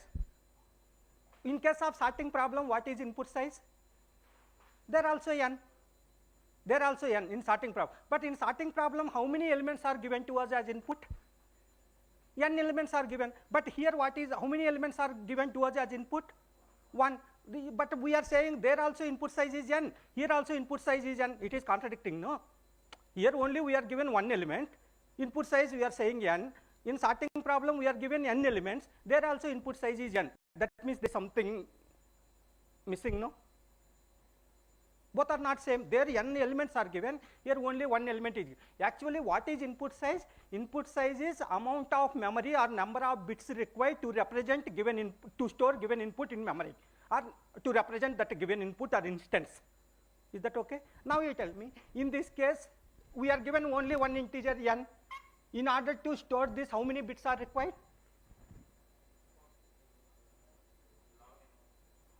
To store for 4, you require 3 bits, no, at least 1, 0, 0. 3, 2 bits. 7, 3 bits. 8, 4 bits. In general, it is number of bits is floor of log n base 2 plus 1. I think it is correct only, no? Floor of log n base 2 plus 1 number of bits are required. 8, if you take, it is 4, 7, 3. I think it is correct only. This actually input size is this. Let us call this as m. Our input size is not n here. Input size is m. This input size. Input size is m. Always our running time must be a function of input size. Is that okay? Now let us write it as T of n. This we write in terms of input size. Actually, that is m. So what is T of m? T of m, we know that it is n minus 2. But what is n? What is n? What n? Okay, we know that floor of log n base 2 is m minus 1. We do analysis where we assume that n is of the form 2 power k for some k greater than or equal 0. Then floor doesn't have any impact, no? It doesn't affect that, no? Value doesn't change, no? So in that case, I can remove this. If I assume that n is like this, I can remove this. Then what is n? By the definition, it is 2 power m minus 1. Is that okay? So now here in place of n, what is that I can write? Which is same as 2 power m minus 1 minus 2 T of m. Now you tell me, is it polynomial time algorithm? That means, is it possible to write T of m as big O of m power some constant? Is it possible or not? If we are able to write, then we say that it is a polynomial time algorithm, otherwise it's not a polynomial time algorithm. Is it possible to write? No. Hence, this is not a polynomial time algorithm. Is that okay? Then you may ask, sir, in case of sorting, why you are not doing this way? If there, what is input size in case of sorting? In case of sorting problem, what is input size? N. So we are given n elements, A1, A2, and so on, An. That is input size, we are calling it as n. But actually, what is input size? Floor of log A1 base 2 plus 1 plus floor of log A2 base 2 plus 1. That entire, like that up to An you take, that entire thing is input size, no? Out of that, maximum one is something, say A4 is maximum. That this A4 I call, okay, no. So then what is the total input size? M equals to, M is not more than 1 plus log of A4 base 2, can we write? Into n. Can we write like this? Input size is not more than that. If A4 is the largest element among given n elements. Now, in this case, whatever sorting algorithm, for example, worst case running time of bubble sort. What is that? It is theta of n square. Theta of n square, worst case running time of bubble sort. Now, what is n? What is n? N, you actually run, our running time should be in terms of m, no? If you write it even in terms of m, you can show that it is of some constant like this. That is still again n square. Even we divide that. That's why no difference. That's why not to confuse, people don't say this, but actually the difference is important, no. Here we are giving input size is only 1, we are supposed to take it as 1. If it is n there, here it is 1. But actually what is input size? Number of bits required, that's why we are calling it as this. Okay, if you have any doubt, you please see this. If you have any doubt, ask me.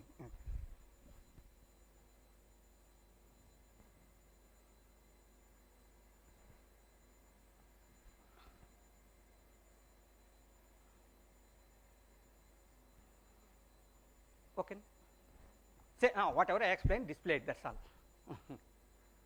Now all of us write no factorial, recursive algorithm for factorial of a number.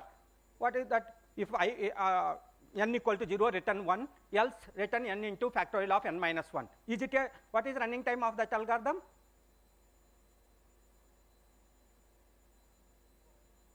That T of n is n, but that is not polynomial time algorithm. Reason is same reason. Is that okay? Now, in order to multiply two integers x and y, what is the minimum time required? Now you can tell now. Log x. X contains log x bits, plus 1 it does not matter, asymptotically we are speaking now. So, log x, y contains log y bits, okay, whichever is more it does not matter. So, each bit we need to multiply with every other bit. So, log x into log y, that is the notation sir has been using now. Is the different? That is all, okay. Okay, na, sir? Okay, thank you.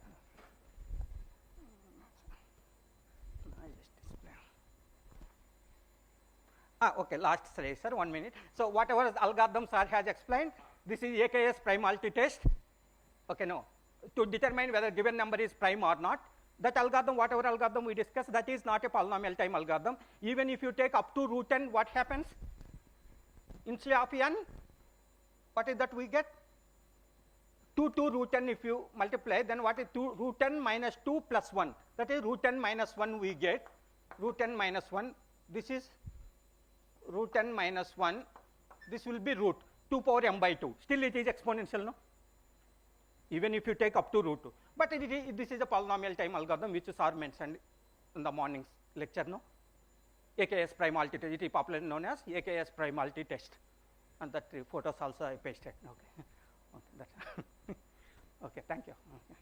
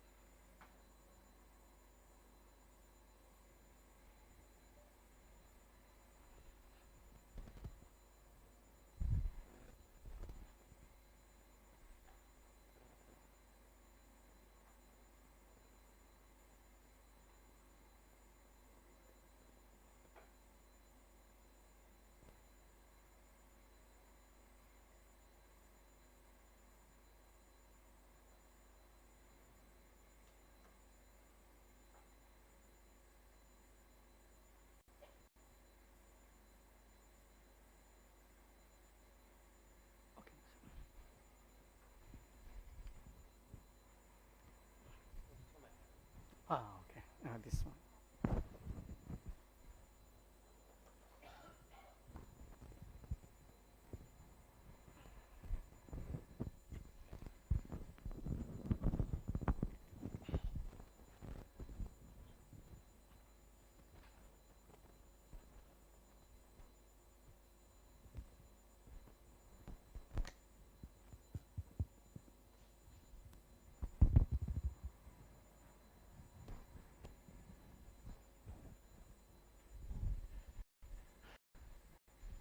Okay, all right.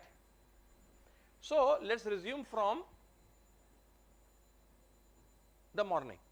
Okay. Now, there we started looking at the phase estimation algorithm, correct. So, let us recall what is the phase estimation problem. What is the phase estimation problem? We are given a unitary matrix U, correct, U, which has this eigenvalue decomposition. This is called the eigen decomposition of U. Eigenvectors, eigenvalues, correct. Now, the eigenvalues of U are going to be complex numbers, okay, complex numbers with magnitude 1, okay. Then any complex number with magnitude 1 can be written in this form, e to the 2 pi I theta, okay, where theta is a number from 0 to 1, agreed, agreed. Any complex number with magnitude 1 can be written in this form. If it has magnitude r, then you just multiply r in front of it, correct, agreed. So this and all we know, fantastic. So for unitary u, if Vj is the eigenvector, corresponding eigenvalue e to the 2 pi I theta j get Vj, agreed? Good. Now the phase estimation problem is to find out given a quantum circuit Q that can perform unitary operation U. In fact, as we see, we will also need this controlled U operation, lambda m, along with the quantum state psi that is promised to be an eigenvector of U, okay, promised to be an eigenvector of U. Then we know that U ket psi is e to the 2 pi I theta ket psi. We need to find the value of theta or a good enough approximation for that. Okay. Now we will see that the approximation, the guarantee that we have, that depends on the m. The number of m that we use on top determines the approximation factor, additive approximation for theta, as we will see. Okay, the additive approximation is exponentially small in m. Okay, we will see. Okay. So the problem of phase estimation is clear. What we need to do in phase estimation? Any questions about that? Good. What is the circuit? This is the circuit. Circuit is, we take m zeros, Hadamard transformation, controlled U, below Ys we get our eigenvector, here we do QFT inverse, psi comes out as it is, go ahead and measure. Okay, correct. This is the algorithm, this is the circuit. Now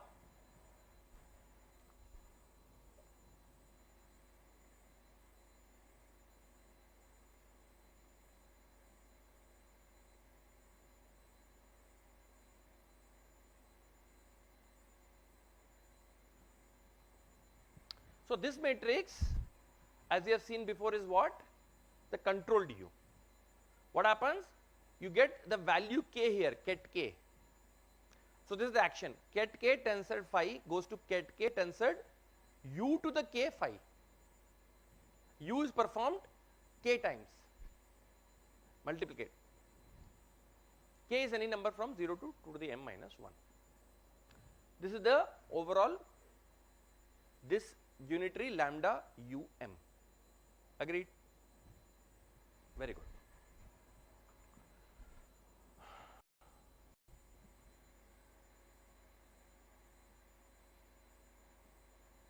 Okay, now let's look at the analysis. What is happening? We started with zeros on top, remember? Psi below. Psi is guaranteed to be an eigenvector of U. So what property we have? U psi is e to the 2 pi I theta psi. U to the k psi is 2 pi I theta to the k psi. Agreed? Yes or no? Then we use the formula whenever we do a to the power b to the power c, it is a to the power b times c. So that is what we have done, we have multiplied these two powers. Agreed? Yes? So this is what it is. Now we do Hadamard. Hadamard creates equal superposition over all k, m bit k's. Agreed? Size as it is. We do this controlled U. Depending on k, it multiplies U to the k. Agreed? Okay. Now this we have already seen, so we write it as e to the 2 pi I k theta here. K is here, psi is here. Agreed? Psi we just take it out. Now we can forget about psi. Okay? Psi's job is done. Now look at, focus on this vector now. This is what we have on the top M wires. Agreed? Top M wires, this is what we have. Now we will try to argue. Okay. Now firstly, let's assume for simplicity that our theta is of the form j over m for some j in 0 to m minus 1. Remember, theta is a number from 0 to 1, correct? Now let us assume that theta is only taking these discrete values, which is some multiple of 1 over capital M. What is capital M? 2 to the power small m. So theta is taking these discrete values, some multiple of 1 over capital M. Let us assume that for simplicity. So whatever is the multiple j over m, we are trying to determine that j. Agreed? Our task is to determine that j. Fantastic. Good. Now we can note one thing. This vector here, let's replace theta by j over m. Then this vector will be a different vector for different values of j. Agreed? Yes? It so happens that this set of vectors is an orthonormal set. Psi j for different values of j is a orthonormal set. Once you have an orthonormal set, we can distinguish. We can figure out the value of j. From psi j, we can go to j. Agreed? Yes, this we have already seen before. So,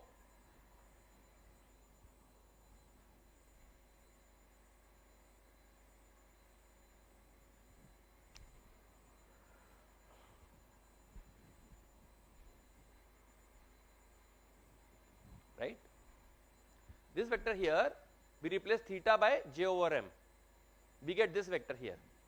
Agreed? This is the same as this, just theta replaced by j over m. Now we use shorthand omega m as e to the 2 pi I over m, shorthand. So this e to the 2 pi over m becomes omega m, kj is kj. Agreed? Yes or no? Get k. So now this phi j is an orthonormal set. Okay? Now, you see,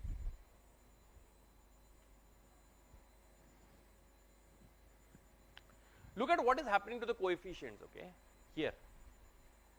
Omega m to the k times j, okay, keep that in mind. Omega m to the k times j. If j is there, then there is a multiplication of k starting from 0 to m minus 1. Agreed? Now let's look at it.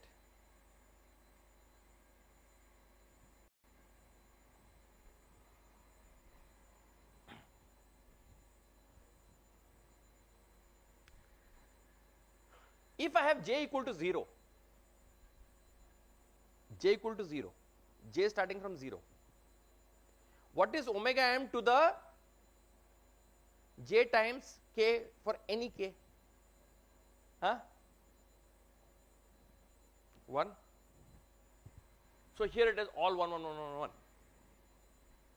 Correct? Doesn't matter what k is. Now j equal to 1, what do we have? When k is equal to 0, it is 1. K is equal to 1, omega m. Correct? Omega m to the 1 times k. Correct? Then here omega m square going all the way to, agreed? Yes? Now similarly here, if I have j equal to m minus 1, what do I have? K equal to 0, 1, k equal to 1, this, k equal to 2, all the way to, correct? Yes?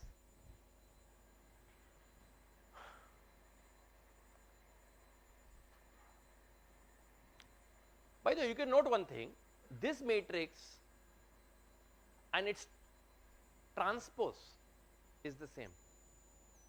Do you see this? The matrix and its transpose is the same, correct? Because it's omega square m here. What is the entry here? What is the entry here? Omega m to the m minus 1. What is the entry here? Correct. So first column is the same as first row. Second column is the same as second row. Third column is the same as third row. So its transpose is the same as itself. Agreed? Now if you want to go dagger, simply what you have to do? Conjugate. So you conjugate. But what is conjugate of omega m? You see,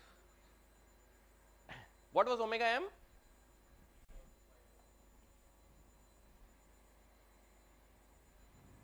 E power 2 pi I over m. What is its conjugate? I goes to minus I. Agreed? So minus, just put minus here. Omega m to the minus 1. Agreed?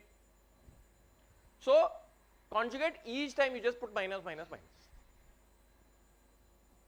Agreed? QFT dagger also clear. Correct? Okay. Now you can see one thing. What happens? QFT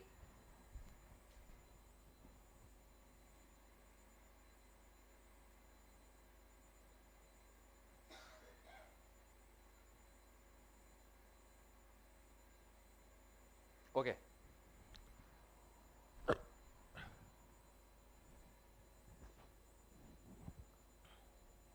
Any questions so far? Any questions? Okay. Now QFT, we are always writing capital M to denote that two, yeah, and this kind of a normalization is there 1 over square root m here. Okay, so capital N represents the number of what?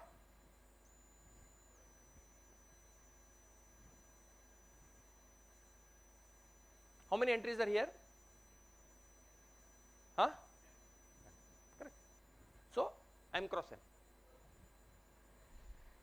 Good. Now you see, what does QFT m ket j? What is QFT m ket j? What is QFT m?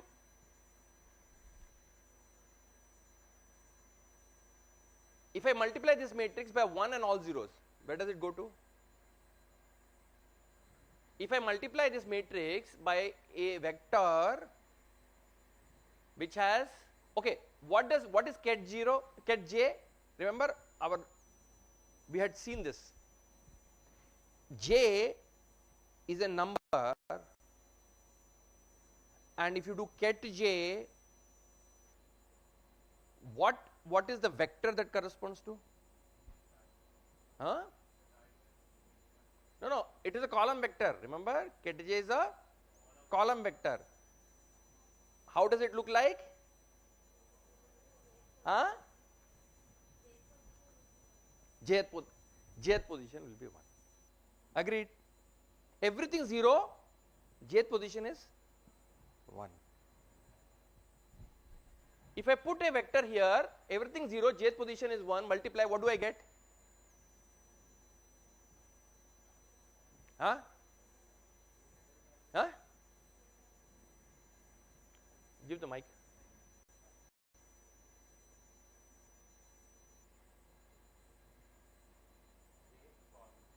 Jth column. Agreed? Yes? Jth column. You look at what is the first column. Just now we saw, right? How does the first column look like?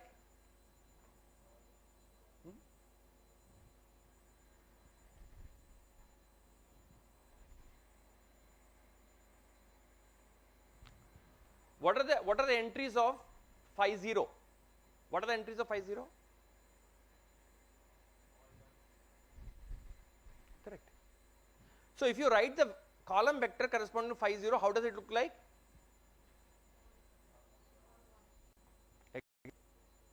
Yes.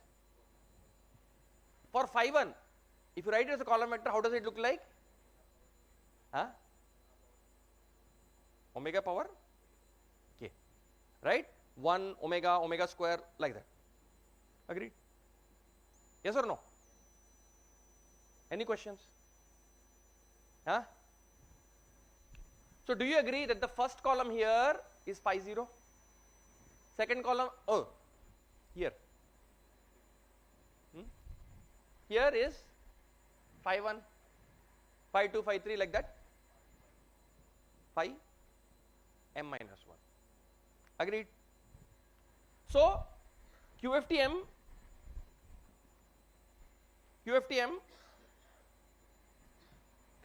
J is going to what? QFTM J, as you said, it goes to which column? Which looks like? Agreed. So QFTM J goes to phi J. So QFT dagger, which is the inverse, QFT dagger is inverse of QFT. So QFT dagger phi J should go where? J. Agreed? Good. Now, where does QFT dagger K go to?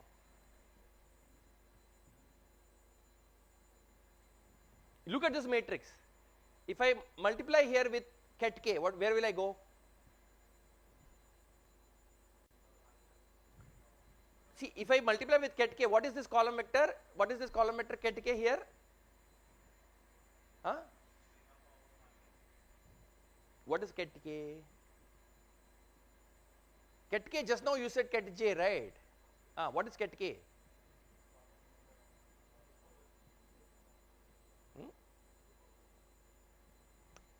Just now she said, no, what is ket J? Column vector. Huh? Kth value is 1, all the other zeros. Yes or no? Now you multiply with this. But where does it go to? Huh? Kth column of this matrix. Agreed? What is the kth column of this matrix? What is the first column of this matrix? What is the second column? Kth column, you have omega m minus kj. Agreed? As the j changes, it is this. So it is this. Agreed? Yes or no? Yes? So we know QFT dagger where it is taking also. Correct? Yes?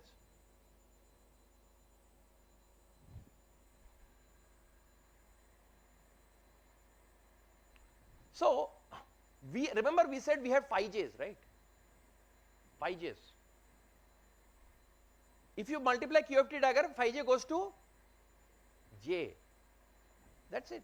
We do QFT dagger, phi j's go to j, you go ahead and measure, you get your outcome.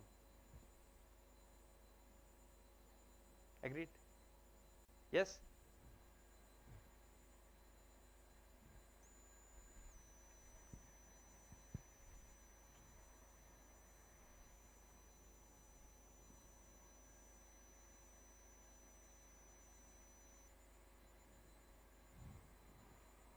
Homework exercise.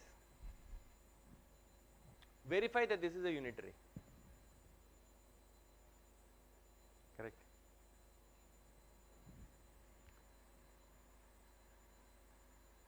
What is the inner product of two columns?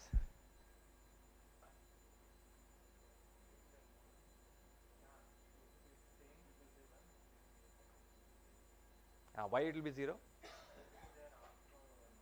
But that is what you have to show. Show that these columns are orthonormal. Okay? Show that these columns are orthonormal. Okay? Homework exercise. Good. Any questions?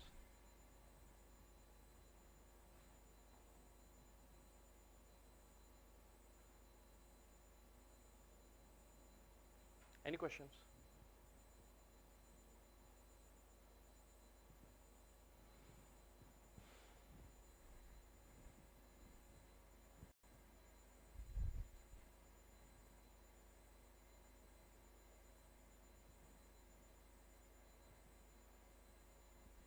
So this is the phase estimation algorithm in that special case, agreed, where we assumed that theta is of the form j over capital M. Now if that is not the case, what are we going to do? Correct? Yes? So next we will go to that. Any questions on this part?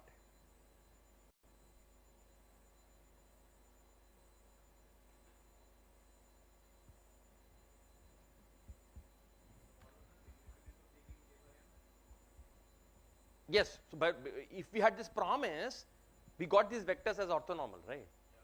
That's why we did QFT diagram to determine J. So under that promise, our analysis was simple. Agreed. Now if we don't have that promise, we have to go to more involved analysis. Agreed. We'll go to that one. Okay. Agreed.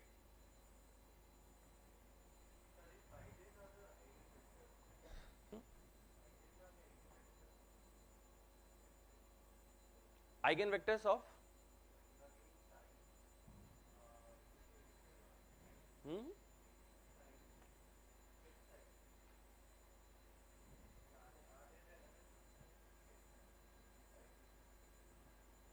phi j's element of this psi? No.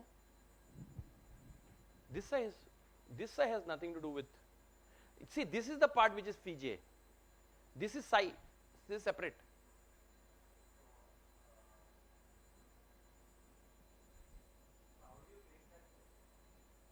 How do you make the psi? Yeah. Yeah, so that we are just assuming that that psi is given to us. This psi here is coming in the bias here. This is just our assumption. This is the input.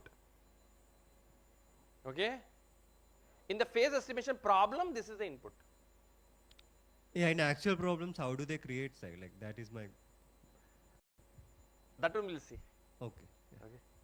In Shor's algorithm, your question is very pertinent question. In Shor's algorithm, we will see how this psi will come in. Okay. Yeah. Okay.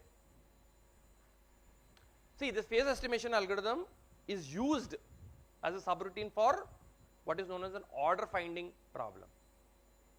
Order finding problem is then used for factoring. So we'll go step by step. Okay.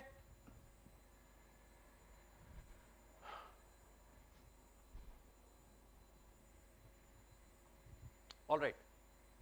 Next.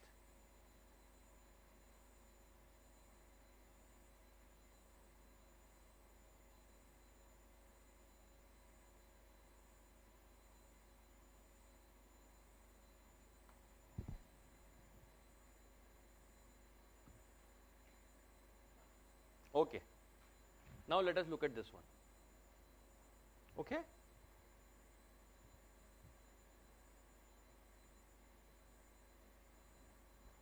Okay. Now let us say we have this now line from 0 to 1, correct? We have all these discrete points which are multiples of 1 over capital M. 1 over M, 2 over M, j minus 1 over M, j over M, all the way to 1. Agreed? Let us look at that line segment. Let us say theta is somewhere between j minus 1 over M and j over M. Agreed? Let us say j over M is the closest j to theta. Right? There will be some closest. Let us say it's j. But theta is not equal to j over M, it is somewhere between j minus 1 and j. That will happen. Okay. So now, what was the state that we produced in the circuit right before we applied QFT dagger? It was this state. Agreed? Summation k omega k theta k. Okay, here we are calling omega as e to the 2 pi I. Okay.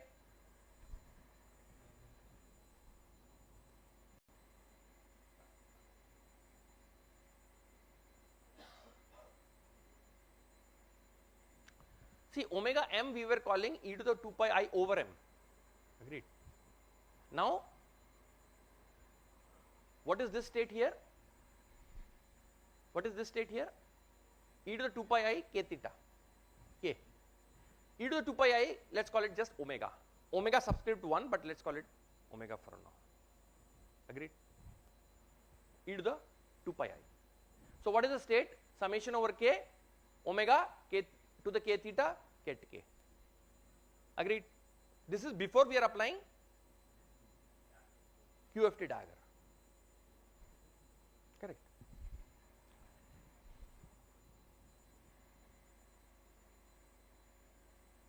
All right.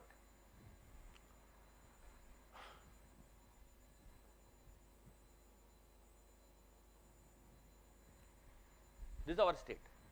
Agreed? Now let us recall from last time. QFT dagger K was this. Agreed? We argued. Yes?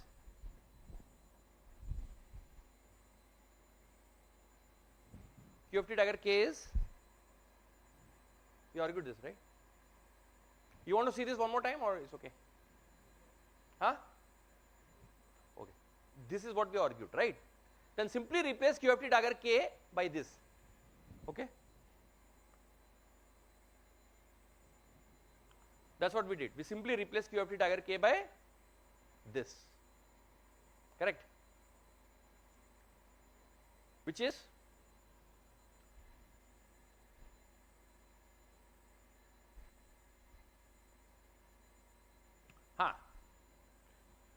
this was omega subscript m to the minus kj from there, which is the same as omega to the minus kj over m. Correct? Because omega subscript m was omega to the 1 over m. Agreed? Let's recall what was omega. Omega here we are recalling it as e to the 2 pi I, right? What is omega? Script m, e to the 2 pi I over m. Agreed? E to the 2 pi I over m. So that is the same as omega subscript m is the same as omega to the 1 over m, and then you will have this minus kj. Agreed? Yes. That is this guy here. Hence the state before measurement is ignoring psi. Let's forget about this psi now. Let's focus on this. Okay? We have applied QFT dagger. What is the state we are going to get?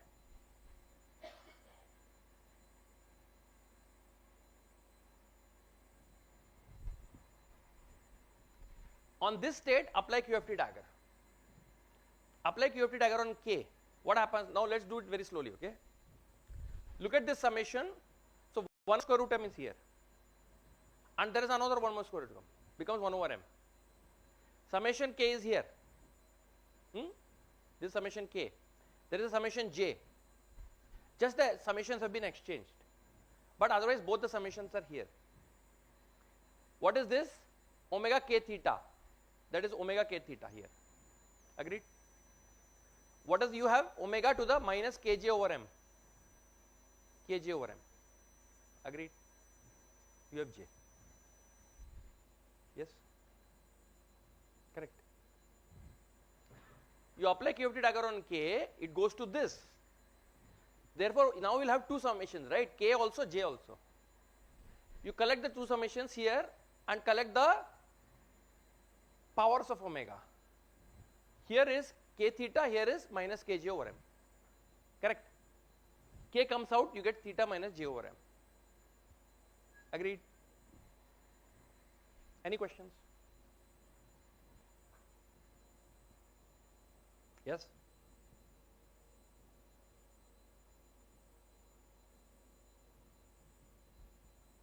Okay?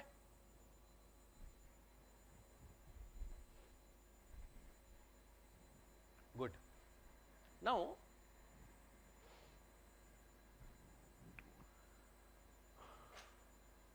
we are here, okay? We are here. Now, let Pj be the probability of obtaining J on measuring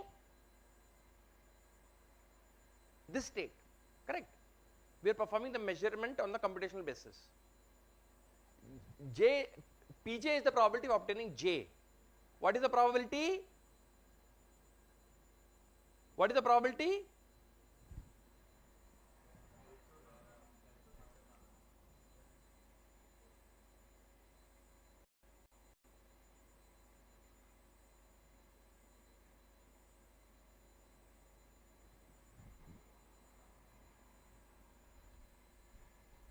See, j is here. What is the coefficient in front of j? This thing, right? Correct. This thing mod square will be the probability. If you have summation j alpha j ket j, probability of obtaining j is mod alpha j square. Correct? So this is alpha j. Mod alpha j square 1 over m also will come in. Agreed?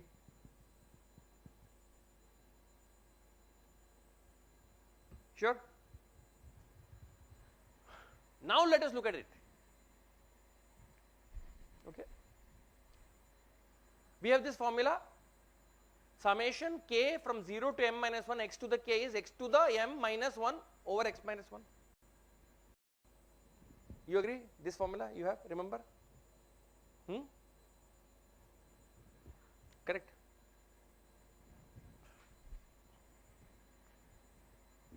Summation k 0 to m minus 1 x to the k is x to the m minus 1 over x minus 1. Correct. Now this is like a geometric series. So this is a geometric series. Why? Because k you are multiplying each time additional, right? It's x to the power k. So what is x here? Omega to the theta minus j over m, that is your x. Correct? If you map this to this, what do you have? X is omega to the power theta minus j over m. That is being raised to the power k. Correct? So that is sitting here. X minus 1 is here. Another thing, x to the m. What is this thing to the m? Multiply by m.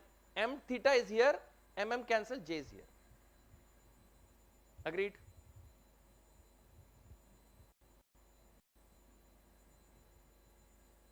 Clear? You want to see this one more time? Yes? One more time? No need? Okay. Clear there? We are using this thing, and x is omega to the theta minus j over m.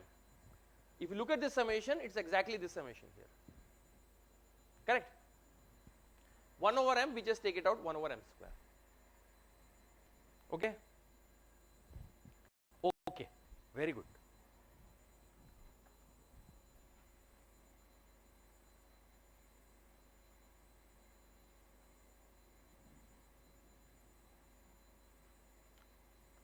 Now let us do one thing. Remember, theta was very close to j over m. Agreed? So therefore, what we are going to do is, we are calling this difference between theta and j over m as epsilon. Okay? So theta is j over m plus epsilon. Okay? And mod epsilon is 1 over 2 capital M. Remember, the distance between the two consecutive things is 1 over m, but theta is the closest to j, so the distance at most half of that, so 1 over 2m. Agreed? Distance to the closest consecutive things are distance 1 over m. You look at theta, the closest thing will be half of that. Agreed? So this is half. The error, the distance to the closest will be at most 1 over 2m. Agreed? Not clear?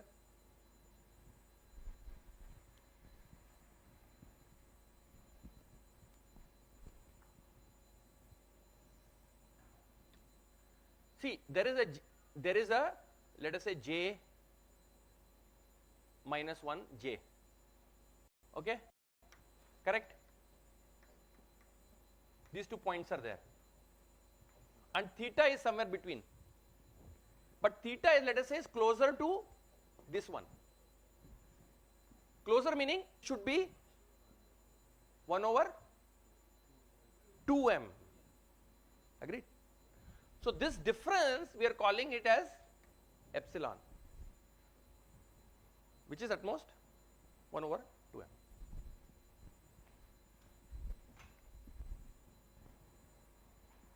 Okay. So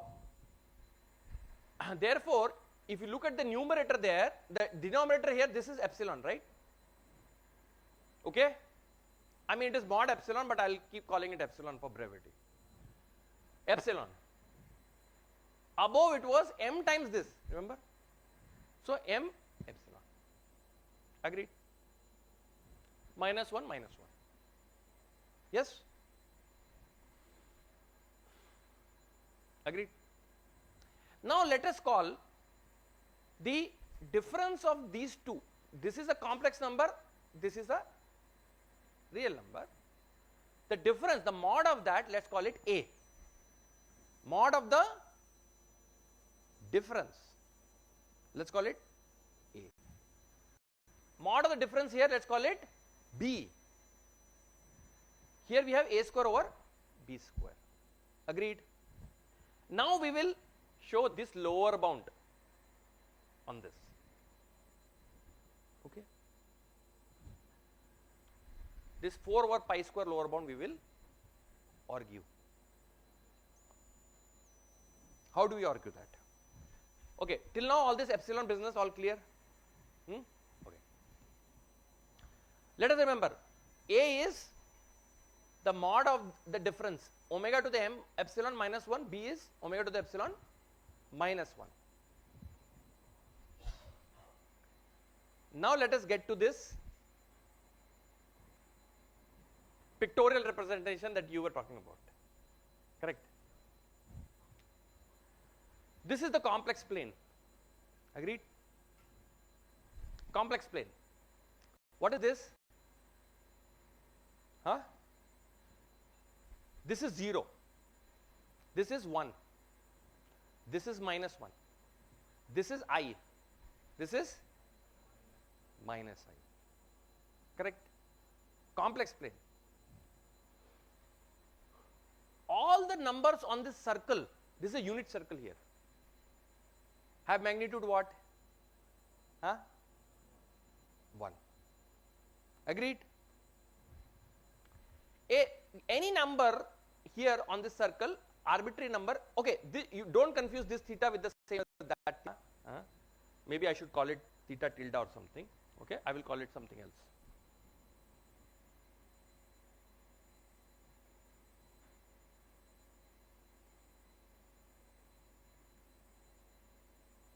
Okay, don't confuse with the same theta, this theta tilde. So any arbitrary number here, complex number on this circle is e to the I theta, represented by the coordinates cos theta comma sin theta, same as cos theta plus I sin theta. Agreed? Yes? What is this angle? Theta. Correct? If you are looking from here, if theta is 0, what are we getting? Cos 0 plus, what is cos 0? I sin 0. What do we get? What is this angle? Pi over 2. Pi over 2. What is cos pi over 2? Huh? Sin pi over 2. What is this? What do we get? Correct. At pi, cos pi is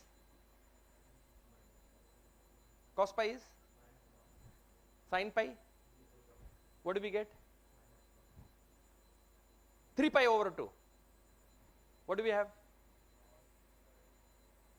Cos 3 pi over 2. Sin? So minus I.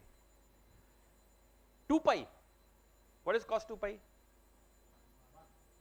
Sin 2 pi. Back to 1. Agreed? So complex plane, we go like this, come back like this. Precisely at angle theta, we have e to the I theta. Agreed? Any questions? Any questions?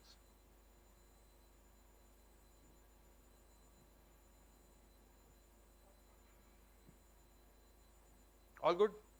We proceed? You want to stare at it for a while or something like that? No? Okay. Now,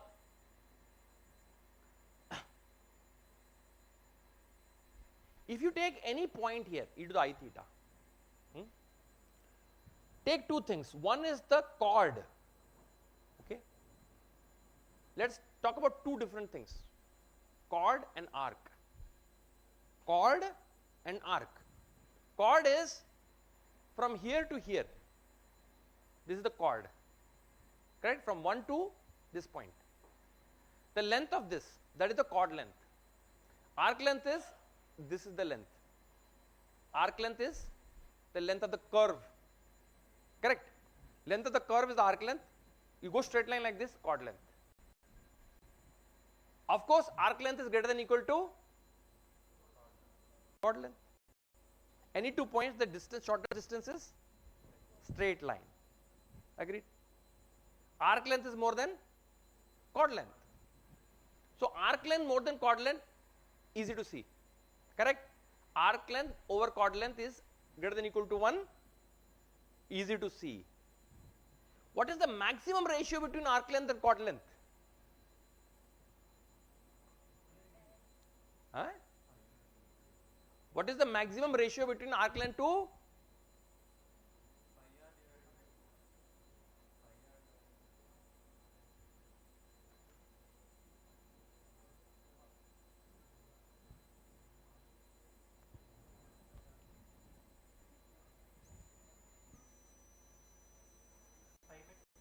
Pi by 2. Why it is pi by 2? Ah, correct answer. Perfect answer. You see, maximum ratio is occurring at which point? -1. Agreed? You see, here there is almost no difference, chord length and arc length. The difference keeps increasing all the way to -1. Then again decreases. Agreed? So the ratio is maximum at this point. What is the ratio? This length. What is this length? Pi r. What is the chord length? What is the ratio? Agree? Yes? So maximum ratio of arc length over chord length is pi over 2. Any questions here? Yes? I think maybe at 1 hour we want to take a break, is it? 10-15 minutes like that? Huh? Better, huh? Okay. So we are getting close to 4. So let's take a break at this point. After the break, we'll resume.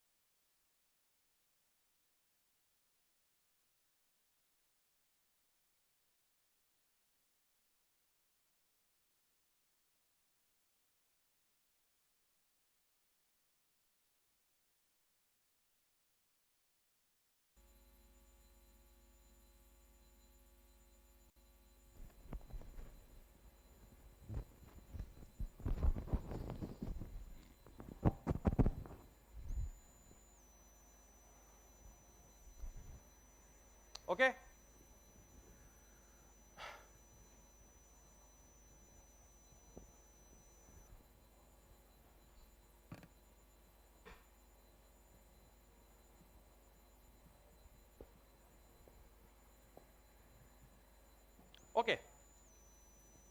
So let's resume. So, okay, first quick recall. Okay, what is it? We were trying to look at the phase estimation algorithm in the general case. Okay, in the general case. In the general case, we have this phase theta.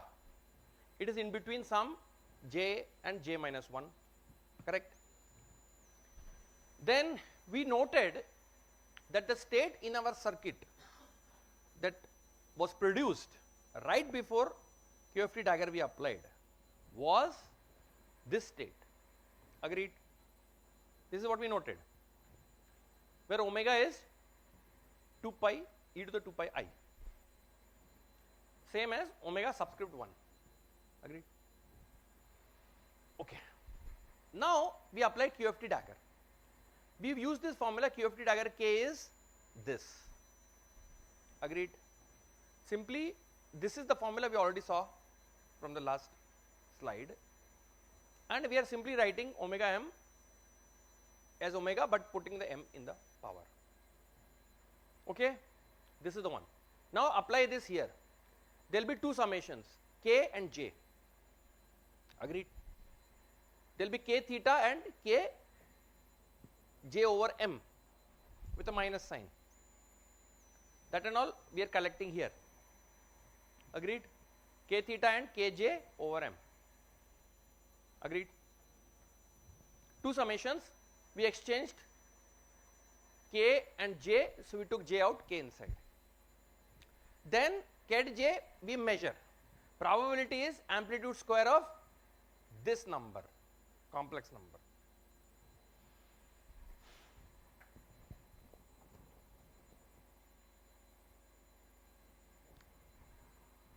Amplitude square of this complex number, 1 over m is there anyway, there 1 over m square. What is this? This is a summation of this form. We use the formula summation x to the k is x to the m minus 1 over x to the m minus 1 over x minus 1. X is omega to the theta minus j over m. So we get this minus 1 and this to the m, correct? This to the m is what? M theta minus j minus 1, correct? We are calling this difference here as a, mod of that, and mod of this difference as b. So we get a square over b square, correct? Another thing, this difference theta minus j over m we are calling it as epsilon, correct? Then this is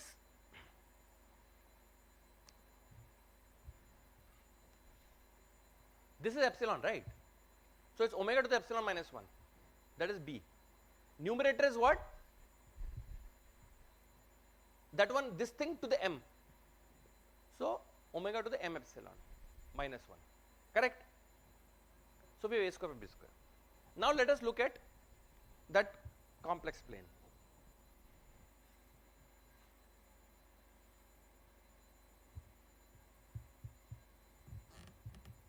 Okay, complex plane. Okay, what do we have in this complex plane? This unit circle represents all complex numbers with magnitude 1. A general complex number here can be written at an angle theta from the x axis, can be written as e to the I theta. Agreed? Represented by the coordinates cos theta comma sin theta, also written as cos theta plus I sin theta, correct? You can see that if theta is more than pi over 2, cos theta is negative. Agreed? Cos theta is negative. So you see, now you are in the second quadrant. Sin theta is still positive. So you are in the second quadrant. If theta is less between 0 and pi over 2, both are positive. So you are in the first quadrant. Accordingly, third quadrant, fourth quadrant. Agreed? So this is precisely cos theta comma sin theta with all signs taken care of. Okay? Agreed?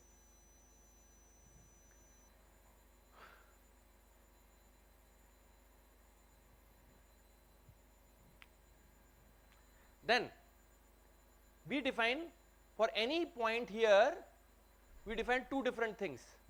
This red thing here is the arc length, correct, and the green thing is chord length. What we note, arc length is always more than chord length. So this ratio is always greater than or equal to 1. However, this ratio is maximized at this point, correct. Arc length over chord length is maximized at this point, at which point the arc length is pi r, chord length is 2r, ratio is pi over 2. Agreed? So we see this, correct. Okay. Now, okay, one thing we can note, remember what did we say? So let us say there are these 2 points, omega to the m epsilon and omega to the epsilon, 2 points. First let us focus on the fact that they are on the top half, because the bottom half, if they are there, we will have a similar analysis. Okay, let us focus on the top half. This point here, omega to the epsilon, is this point here, right? Agreed? Omega to the anything is complex number of magnitude 1. Agreed? E to the 2 pi I and anything, correct. So this is on the circle, both of them are on the circle. Now let us look at this point. This point here, minus 1, remember what was B? Omega to the epsilon minus 1.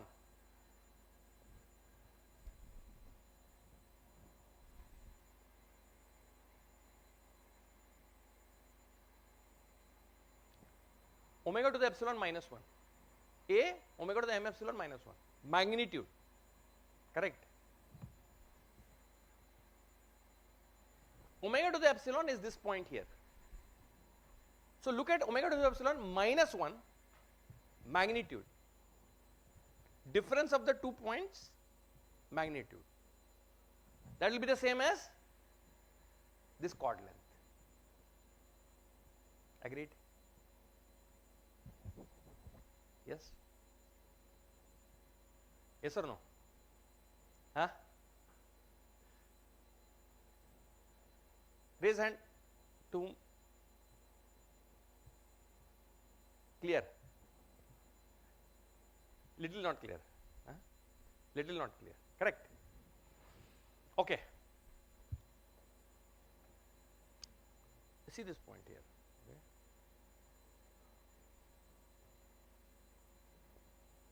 Okay. See this point. What is this point here? Omega to the epsilon. Agreed? This point is 1. We are looking at the difference and the magnitude. Difference and the magnitude. Now, okay. Yeah.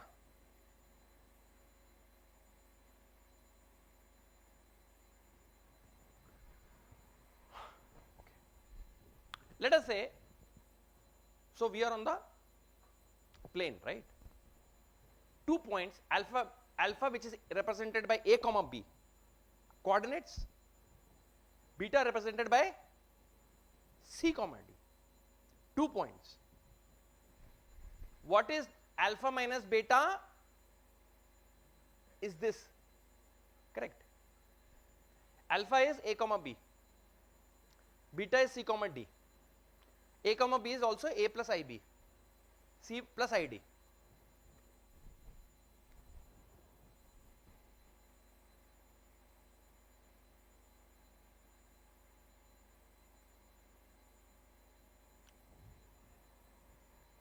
What is alpha minus beta? A plus ib minus c plus id, which is a minus c plus I times b minus d. Mod square, what is that? A minus c square plus, correct, Let's revise. Alpha was A plus IB, beta was C plus ID. Difference is A plus IB minus C plus ID. A minus C plus I times B minus D. Agreed? Mod square. Using the formula for mod square, it is A minus C square plus B minus D square. Agreed? So alpha minus beta mod square is A minus C square plus B minus D square. But the same, that is the same as the Euclidean distance between the 2 points. 2 points, A comma B and C comma D. What is the Euclidean distance? A minus B square plus C minus D square. Correct. So mod square is this is the distance square. Square root of that is the distance. What is the distance? Chord length. Agreed? Yes? Yes?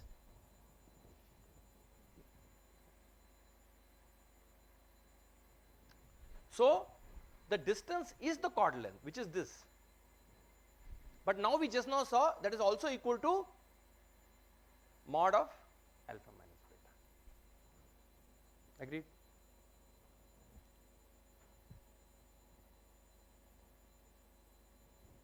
Any questions? Clear now?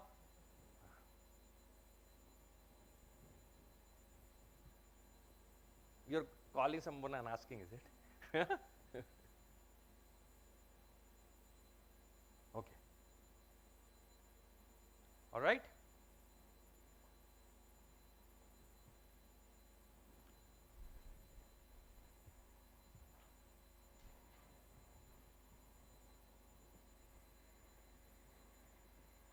Okay.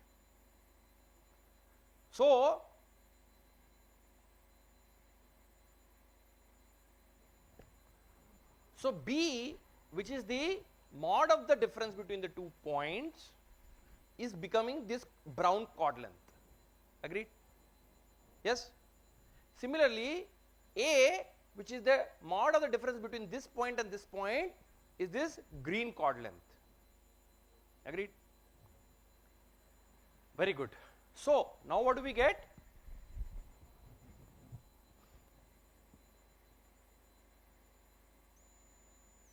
Here.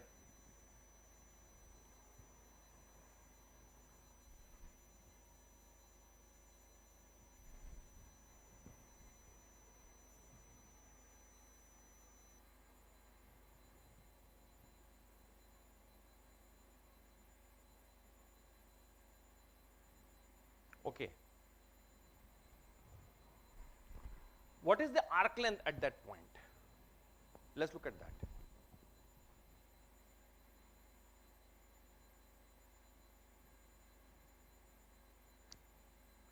Okay. If you have any point e to the I theta, what is the arc length here?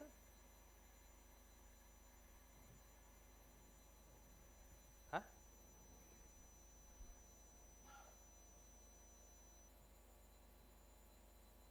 Okay, let's do like this. At pi over 2, what is the arc length?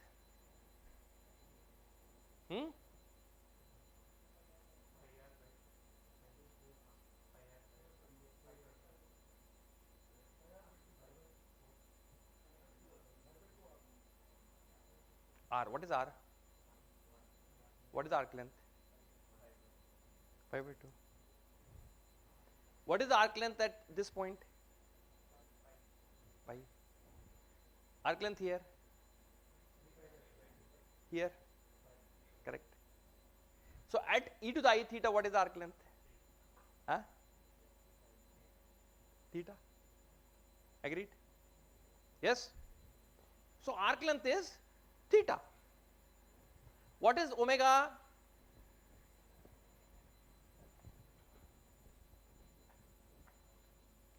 Omega is e to the 2 pi I. Agreed?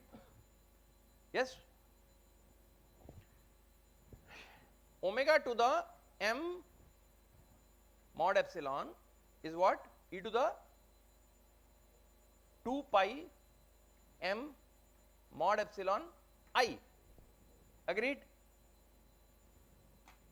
So what is the chord length, arc length at that point? 2 pi m epsilon. Correct? So arc length at this point is 2 pi m epsilon. What is the arc length at this point?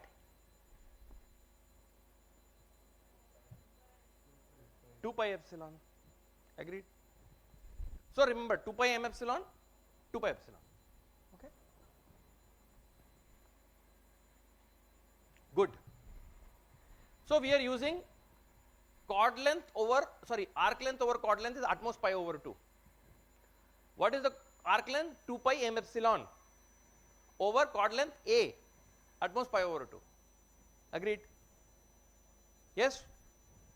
That gives us A is at least what, 4 here, pi cancels, 4m mod epsilon.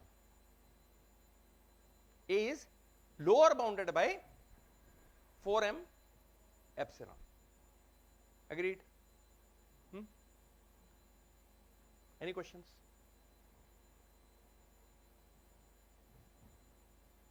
Yes? Good. Now we are using arc length over chord length is at least 1. Arc length here is, remember what it was at the point B, 2 pi epsilon divided by B, greater than equal to 1. B is at most 2 pi mod epsilon. Now look at this, A is at least 4 m, we are writing lower bound on A, upper bound on B. We can do that? Yes? So we get this, m square cancels, 4 over 2 is 2, 2 square is 4, epsilon cancel, pi is pi square. Correct? 4 over pi square is the lower bound that we got for the probability of getting the nearest j. You see now? Again, so nice. This is independent of m, independent of m and anything. A very good constant lower bound we got on the probability of getting the nearest j. 4 over pi square. Now you can see that pi is less than 4, right? So this is greater than 1 over 4. Correct? 16 is greater than pi square. Agreed? So this number is strictly larger than 1 over 4. Correct?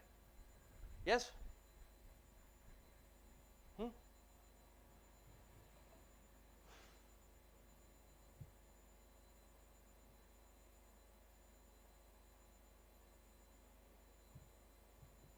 Yes?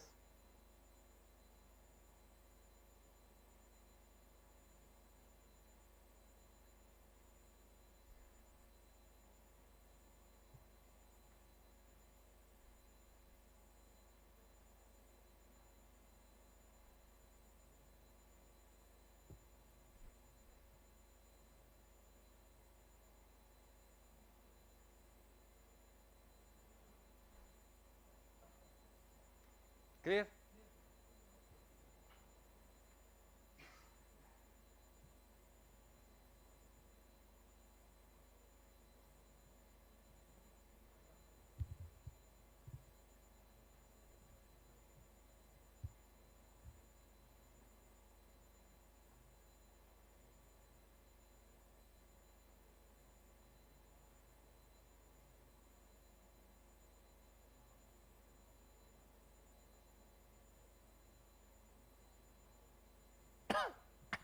Any questions?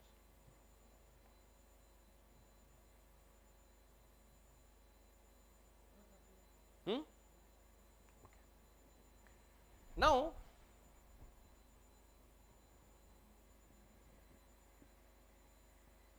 let us argue one more thing. One more thing we argue. What we argue is, so we argued that the probability of getting the nearest j is high. Now let us try to argue the probability of getting a j which is far from theta is also low. Two things we try to argue. Probability of getting the nearest j is high, probability of getting something far from theta is low. Agreed?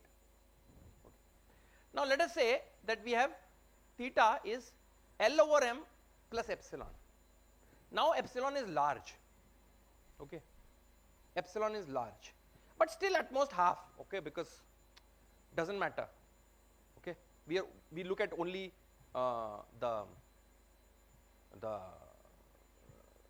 remember we are focusing our attention to the first top half of the circle, okay, because there is a symmetric analysis below.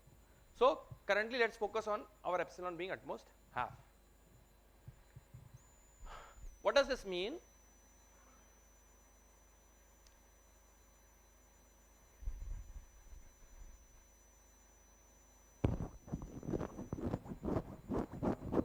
Okay.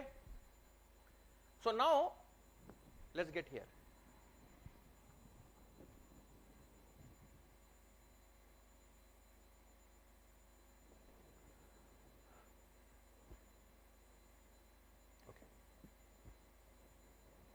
Okay, what was A? A was this minus 1, right? This is at most 2, correct? Correct. When this is minus 1, this is minus 1, 2, mod is 2. So I can always put A is at most 2. Upper bound on A, not a problem. I can always do that. Same thing, if I want to put a lower bound on B, I can do the same thing. 2 pi epsilon over B is at most pi over 2. Arc length over chord length is at most pi over 2. Arc length at point B was 2 pi epsilon over B is at most pi over 2. So I get B is at least 4 epsilon, correct? See, there we got a lower bound on A and upper bound on B. Here we are looking at an upper bound on A, lower bound on B, correct? Agreed? So upper bound on A is 2, lower bound is 4 mod epsilon. Okay. Upper bound on A is 2, lower bound is 4 mod epsilon. This m is as it is, okay? Correct? Now what is epsilon? Epsilon is this distance, right? Correct. What is the distance? J is the closest to theta. We are talking about L. Difference is L minus J. In fact, even more than that, correct? But we can at least write L minus J, correct? This 2 and 4 cancels, you get square 4. Okay. The distance, okay. M times epsilon is L. See, this L over M and J over M.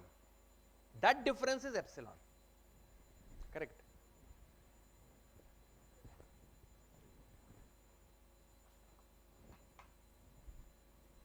Right? Here is J over M, here is L over M. Theta is somewhere here, correct? So this distance is epsilon, which is more than L minus J over M. That means M epsilon is greater than equal to L minus J. Agreed? Yes? Yes? Sir, why are we not taking L as J minus 1? Huh? L as J minus 1. L is not J minus 1. L is some, it is not an integer then, right? L is an integer somewhere far. It is far, okay. Oh, this exponent is large, that's why you... Large. Correct. L over M is here, J over M is here, and theta is here. So the epsilon is this distance which is greater than equal to L minus J over M, correct? Agreed. Now that means M epsilon is basically around L minus J, give or take. Agreed? So we wrote m epsilon as L minus j. Correct? We got this. So essentially PL, the probability of obtaining L is at most 1 over 4 L minus j square. Agreed? So the farther the L is to j, the probability is lower. Correct? Now even if I give you L minus j is 2, what is the probability? At most 1 over 16. That's j is the closest. Nearby are, let's say, j minus 1, j plus 1. So 3 points are there. Anything outside, probability is at most 1 over 16. Agreed? Now you see what we can do. Probability of obtaining at least j is at least 1 over 4. Correct? 4 over pi square, which is at least 1 over 4. Probability of obtaining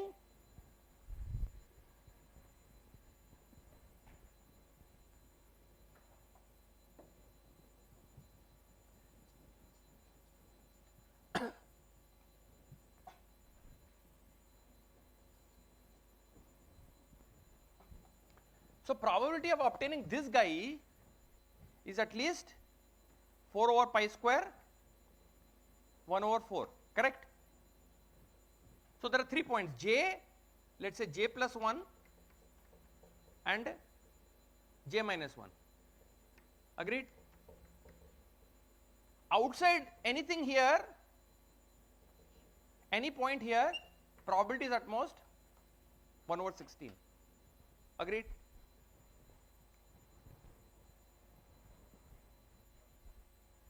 Okay. Now how do we boost this probability? Okay. How do we boost this probability? What we do,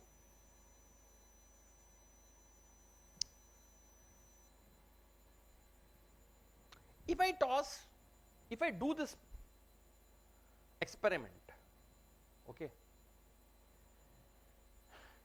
some r times, okay, what is the expected number of times I will get j?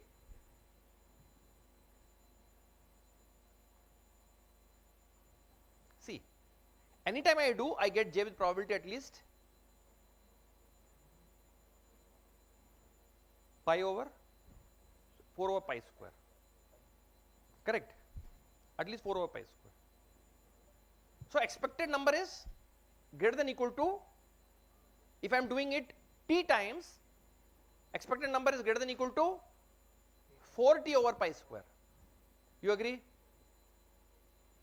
Expected number of times I will get the nearest j is greater than equal to 4t over pi square. And now you see there is a difference between 4 over pi square and 1 over 4. So what is the probability that that nearest j occurs less than t over 4 times? Okay, let's do differently. I have a coin, correct? It is head with probability 3/4, tail with probability 1/4, correct? If I toss it t times, expected number of times I get head is how much? 3/4 t. What is the probability that I get less than 0.6 t? 3/4 t is 0.75 t, correct? 3/4 t is 0.75. What is the probability that I get less than 0.6 t times head? That probability is exponentially small in t. You can believe this? I am tossing t times. I am tossing, let's say, 1,000,000 times. I should get 0.75 times million heads. I am saying what is the probability that it is less than 0.6 times million? That probability is very tiny, correct? If you are constant away, multiplicative constant away from your expectation, your probability is exponentially small, because these are IID coins. independent and identically distributed coin. Agreed? Similarly, if the expectation is 3 over 4 t, what is the probability that number of heads is more than 0.8 t? Also exponentially small, because expectation is 0.75 t. So it is highly concentrated around 0.75 t. You go 0.8, it is exponentially small. You go 0.7, it is exponentially small. Agreed? Yes? This is believable? Good. Clear? Yes, there is a explicitly you can argue this using what are known as Chernoff bounds or Chernoff-Hopding bounds. Okay, these are tail bounds. What happens is the probability distribution forms this kind of a curve. Okay, it is highly concentrated around the expectation, and then it has a very sharp drop after the expectation. So why did you select 0.75? Huh? 0.75. Example. Okay, any value. It could be 0.5 also. Yeah, same thing. If you 0.5 heads, then the probability that it is 0.6 t is exponentially small. Probability that it is 0.4 t exponentially small. So number of heads and number of tails both are sharply concentrated around 0.5 t. Like a Gaussian. Yes, exactly. Gaussian also has this exponential tail. Agreed? So probability that I get this j is at least 4 over pi square. Expectation is 4 over pi square times t, at least, right? Then remember 1 over 4 is constant factor away from 4 over pi square. 4 over pi square will be something, I know. Whatever it is. It is strictly larger than 1 over 4. Constant factor away. So the probability that the number of times you will get j is less than t over 4 is exponentially small in t. Same argument. You follow the argument or no?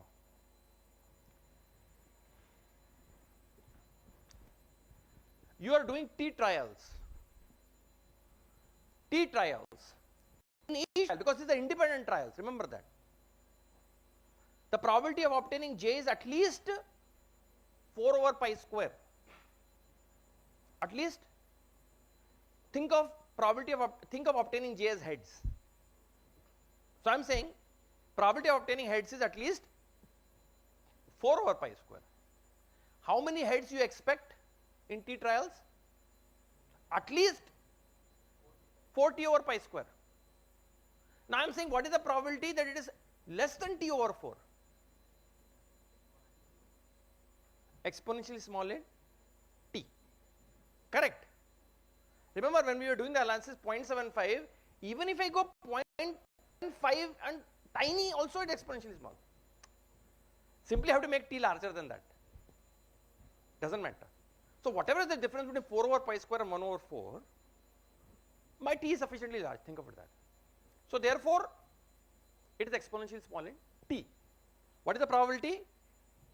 That the nearest j occurs less than t over 4 times.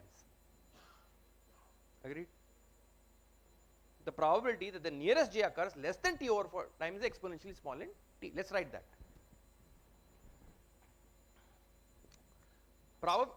Probability j, this is the j, this is the nearest j, let's call it j star. Okay, j star is the nearest. J star occurs less than t over 4 times. Correct? This is exponentially small in t, some constant times t. Okay, let me just write it as some constant times t, exponentially small in t. Agreed? Yes? Where t is the number of times we are doing. T is the number of trials we are doing. Agreed? Now what happens? for anything which is not equal to j, j minus 1, j plus 1, probability L different from j, j star plus 1, j star minus 1, correct, occurs. Okay, what was the expectation? Less than t over 16, right?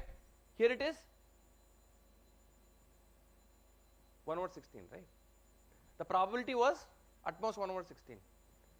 Expectation is at most t over 16. Probability that it is more than t over 4 is how much? Correct.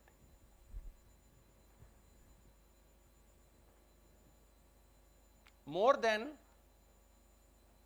occurs at least t over 4 times, okay, is exponentially, or even I can make t over, I don't know, okay, this is 16, right? So I can make it 5, is also exponentially small in t. Agreed? Agreed? Yes. Now how many such numbers are there which are different from j star minus 1, j star plus 1? At most capital M. At most capital M, na? Totally we have, okay. So from the union bound, probability any L, not just a specific L, any L different from j star plus 1, j star minus 1 occurs greater than equal to t over 5 times, correct? Is how much? Union bound, remember union bound. Number of such j's, capital M times e to the minus c to t. Agreed? Correct. Look, if the probability of event 1 is at most p, probability of event 2 is at most q, then the probability that of the union of the two, like A or B, any of the two happen, is at most p plus q. You know this? Probability of event 1 at most p, probability of event 2 at most q, then probability event 1 or event 2 is at most p plus q. Remember the Venn diagram? Correct? Probability of the union is at most the sum of the probabilities. Agreed? Union bound. So here we have m times. So this is a bad event, okay? L occurs at least t over 5 times. Bad event. What is the probability? This much. Probability any of these bad events occur, probability this much. Correct? Now let me take my t to be 100 times small m, 100 times small m, or whatever this C2 is. Think of C, okay, maybe 100 times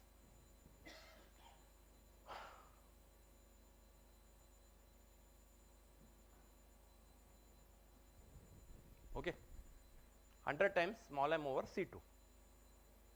My t is that much. What is t times C2? 100. Correct. So this is at most m times e to the minus 100 small m. Agreed? Capital M times C2t is what? 100m.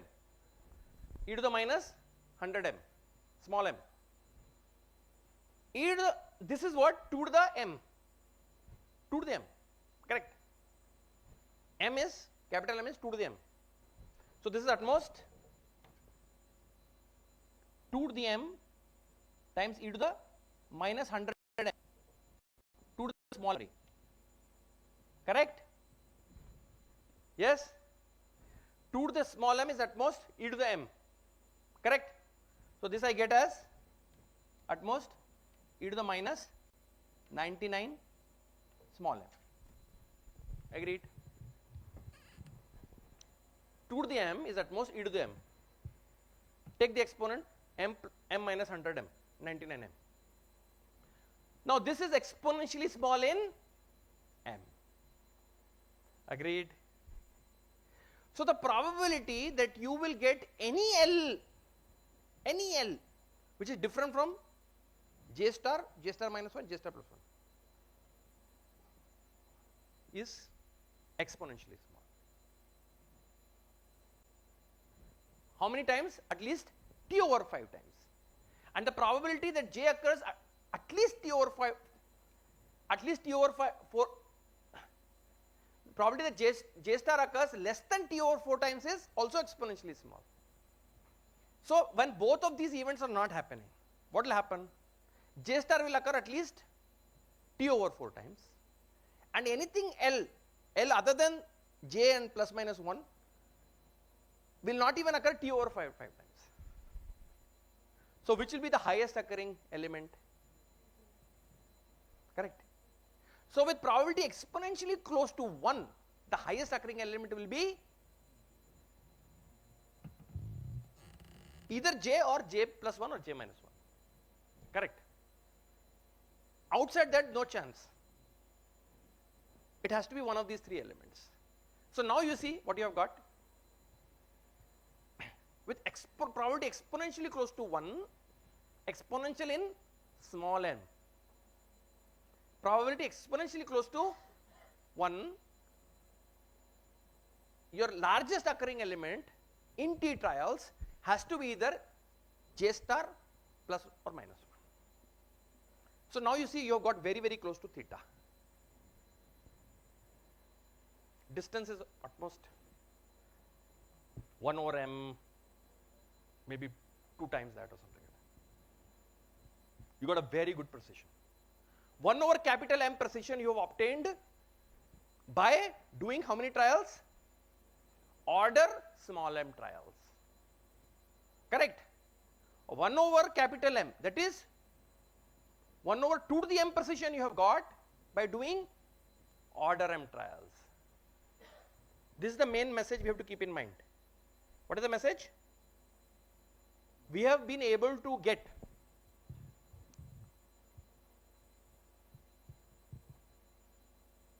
one over 2 to the m precision, 1 over 2 to the small m precision by doing order m trials, correct? So as long as our m is polynomial, order m is polynomial. Using that we will be able to get a exponential precision for theta, agreed? Yes or no? Clear? Any questions? Take home message, we can actually get exponential precision if we are willing to do order small m trials, correct?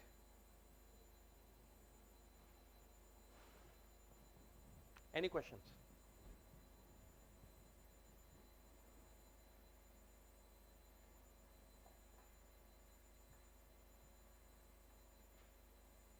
So what is our algorithm? Okay, let's revise the whole algorithm.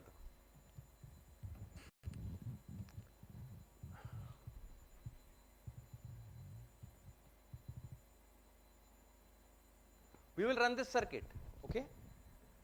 We will run this circuit, obtain j. Remember psi was input, psi came out as again. Run the circuit again on the same psi, obtain another j, j1, j2, j, like that you keep obtaining order m times. Take the maximum occurring element, that is your answer, okay? that is going to be your nearest, or at least nearest plus minus 1 to your theta with a very, very high probability, exponentially close to 1 probability. Okay, it has to do with basically inverse DFT only, right? It has e raised to minus j 2 pi by m coming. So basically, that error is basically due to that DFT which we are doing. Sorry, can you say again? QFT, inverse QFT which we are taking, Yes. it has a factor e raised to minus I 2 pi by n jk, right? Yes. So there is an exponential factor there, Hmm? and you are trying to find out the value of j, Hmm? and the nearness of j actually has to do with that exponential term which we are applying. So No, no, no, no, that is not to do with the exponential there. That has an I there. That exponential has an I. Yeah. So it becomes a complex number. This exponential is a real number. There is no I here. Yeah. See, a complex number, whatever you do, it doesn't matter, it remains on the circle. It doesn't become tiny. This becomes tiny. This is your magnitude, right? Magnitude of the error which you are trying to estimate. This has nothing to do with that. Okay. Remember, this has something to do with the following fact that we discussed. If I have a coin, now forget the complex plane, forget QFT. If I have a coin, I toss the coin. It's a, let's say, unbiased coin. Probability of head, probability of tail. I toss t times. How many times I expect to get heads? How many times I expect to get heads? Huh?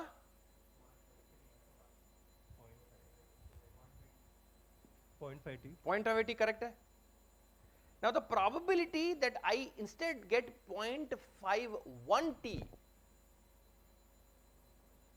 I get heads which are more than 0.51 t, its probability is exponentially small in t. Now the probability I get number of heads less than 0.49 t is exponentially small in t. Okay? It is that fact. It is that fact. That is, the distribution of the probability is highly concentrated around the expectation. With almost all the probability you get 0.5 t plus minus. Actual deviation, the what is called the standard deviation, is like square root t. Okay? The deviation around the expectation is like square root t. But if you try to do a deviation which is linear in t, that is 0.01 t even, that has exponentially small probability. You do anything more than square root t, that has exponentially small probability. Correct? It is that fact we are using.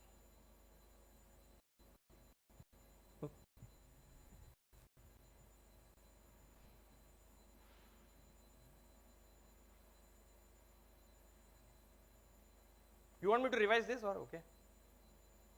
Shall I revise this? Hmm? Yes? Yes? Okay. Okay. What did we get from our analysis?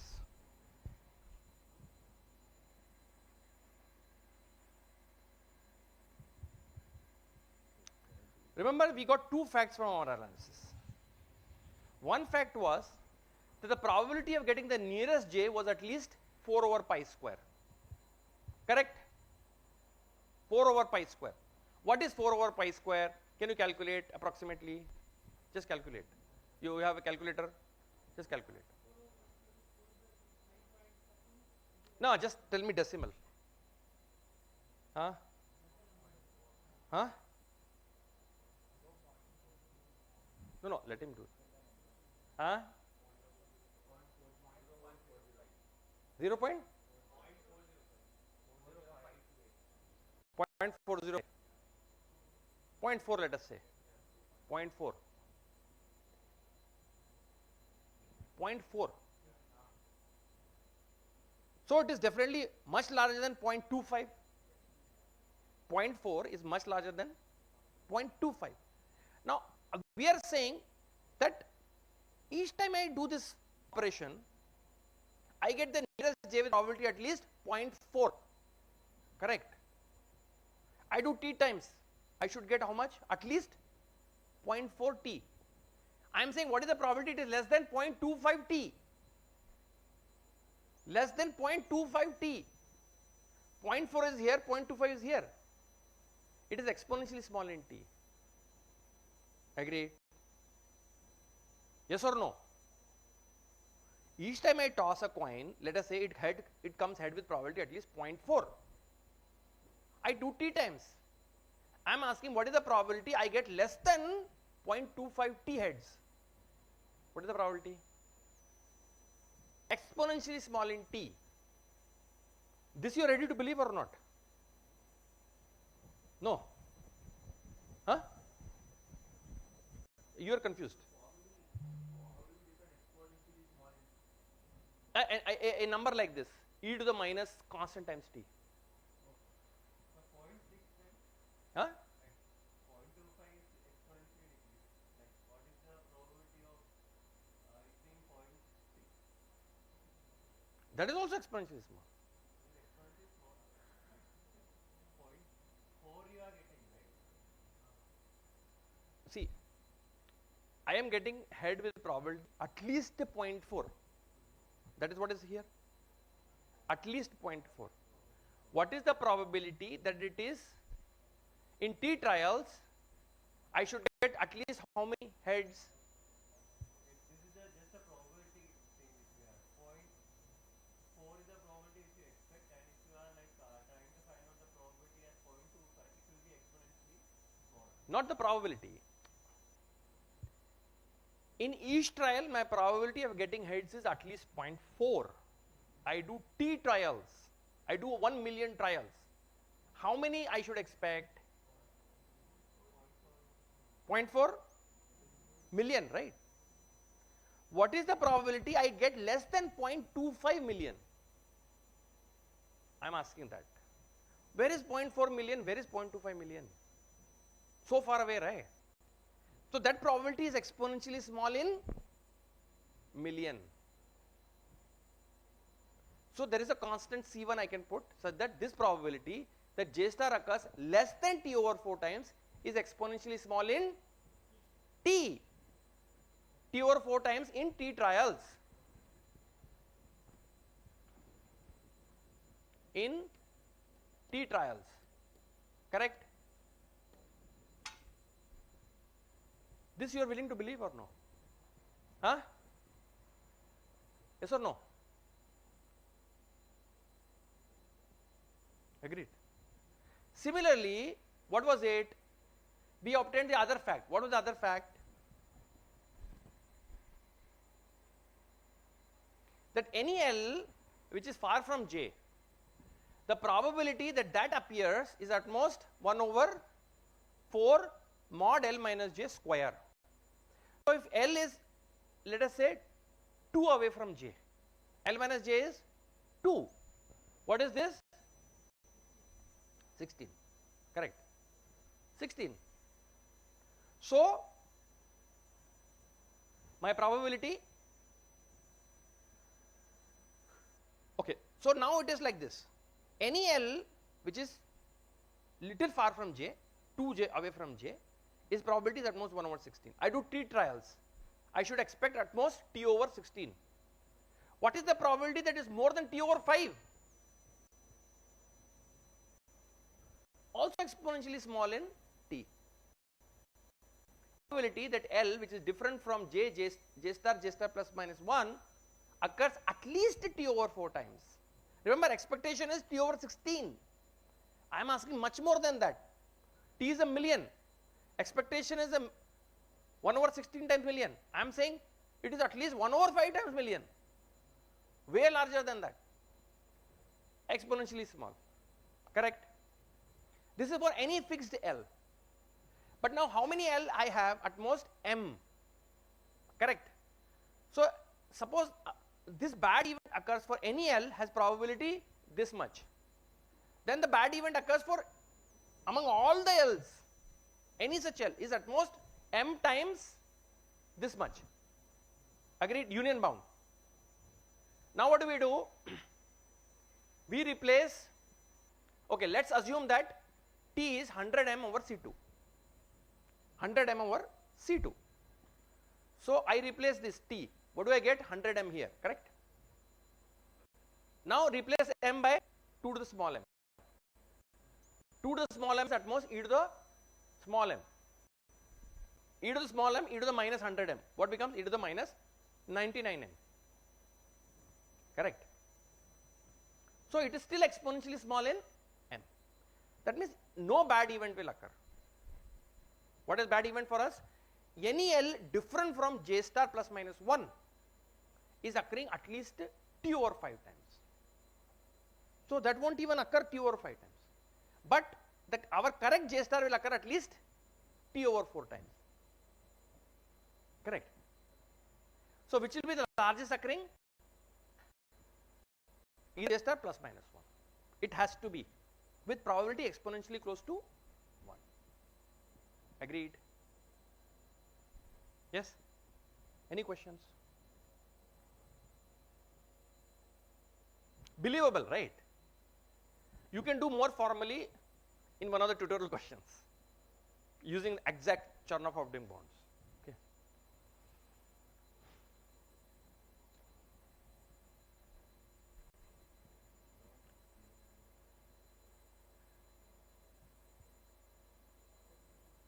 So what is our protocol now? Final algorithm. We run this circuit. We run this circuit, measure,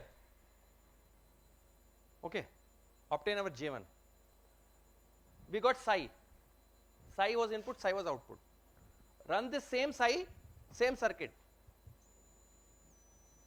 obtain J2. Same psi, J3. Keep obtaining. Collect T of them. Take the one which occurs the most time. Majority occurring. That is your closest J plus minus 1. Correct. Now you got how much precision? Very high precision. Correct. Theta closest J plus minus 1. Precision is at most, let's say 2 over M. 2 over capital M. Capital M is 2 to the small m. So you got exponential in M precision. Exponential in small m precision you got. By doing how many trials?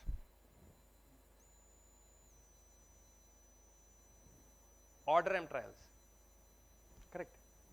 This is order M.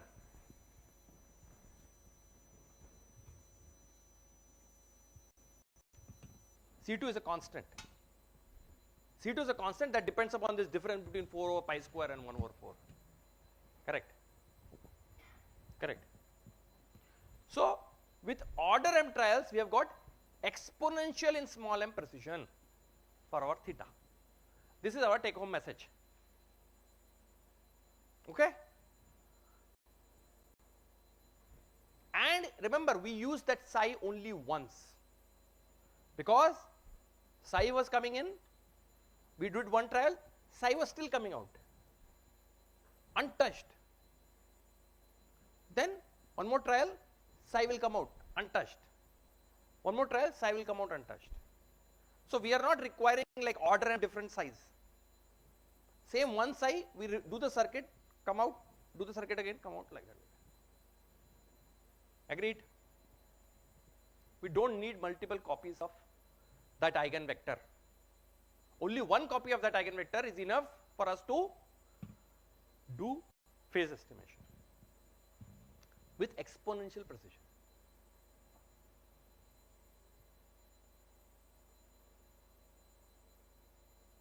Clear? Any more questions? Okay. So today we finish with phase estimation. Tomorrow we will start with order finding. But the day for you is not yet over. The day for you is not yet over. Professor Subbareddy will take over. Maybe he will give you 15 minutes break, I think. Correct? We are having the tutorial. But this one, keep in mind, is from the point of view of assessment. Okay? Practice questions. Okay.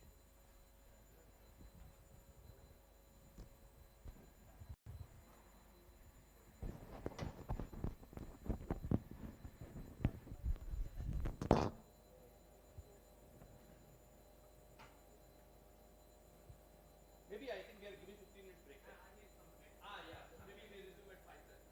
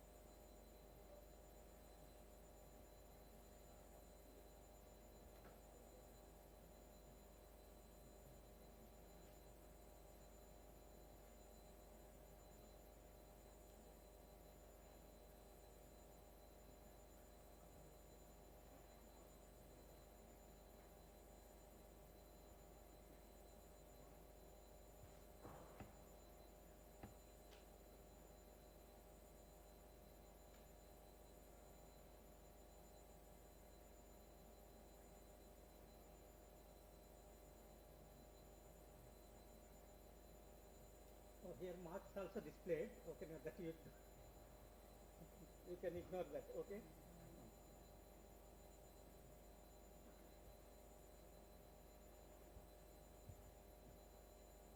I think up to 11th one we completed, no, already?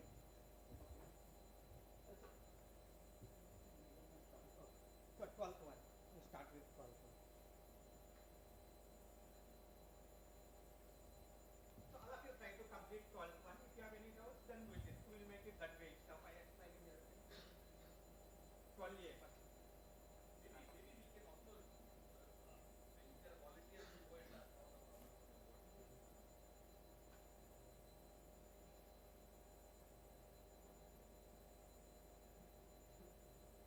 I think for these kind of problems, we should be able to get volunteers. Okay, let me.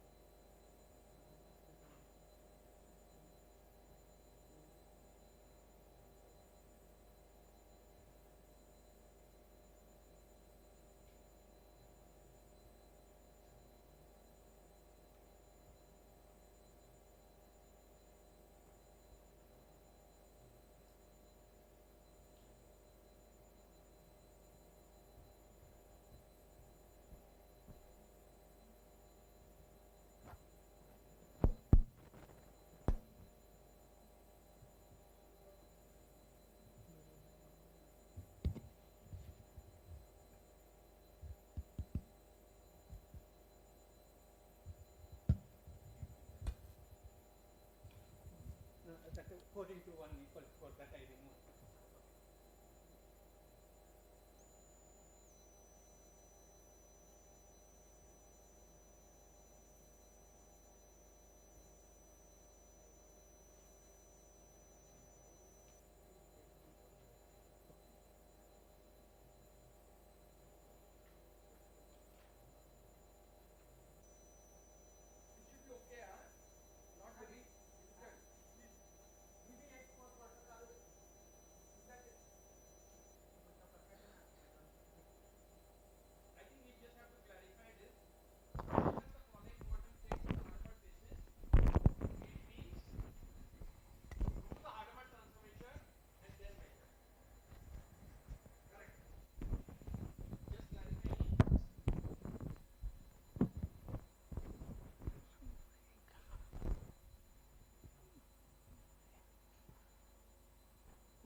Who has mic?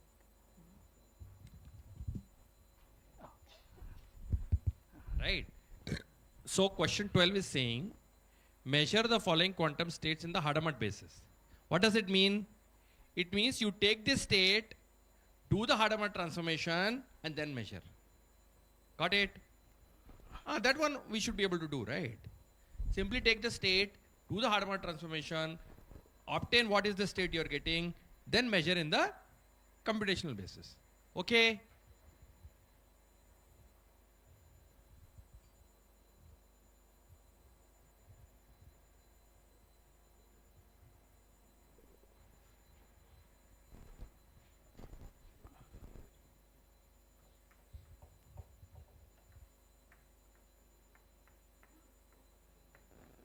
So we know that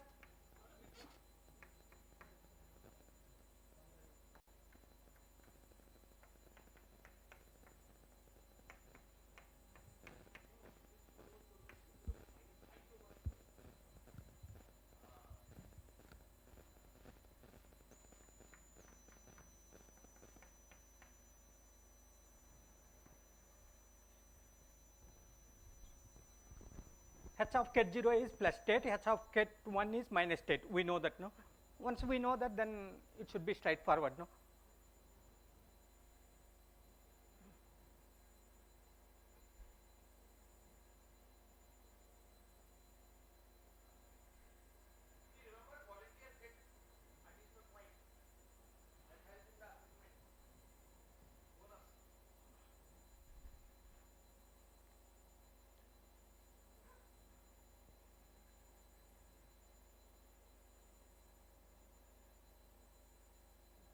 So you're required to find, if we go for measurement, what is the probability of getting plus, end up with plus and minus states.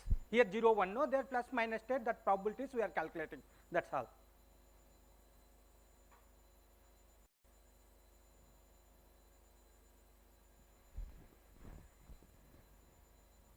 Okay.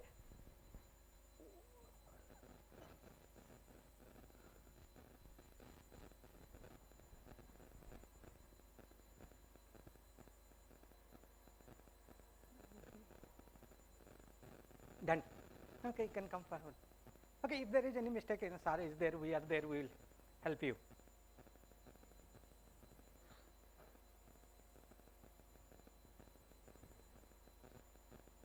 So ket 0 replace with ket write in terms of ket plus and ket minus, ket 1 also write in terms.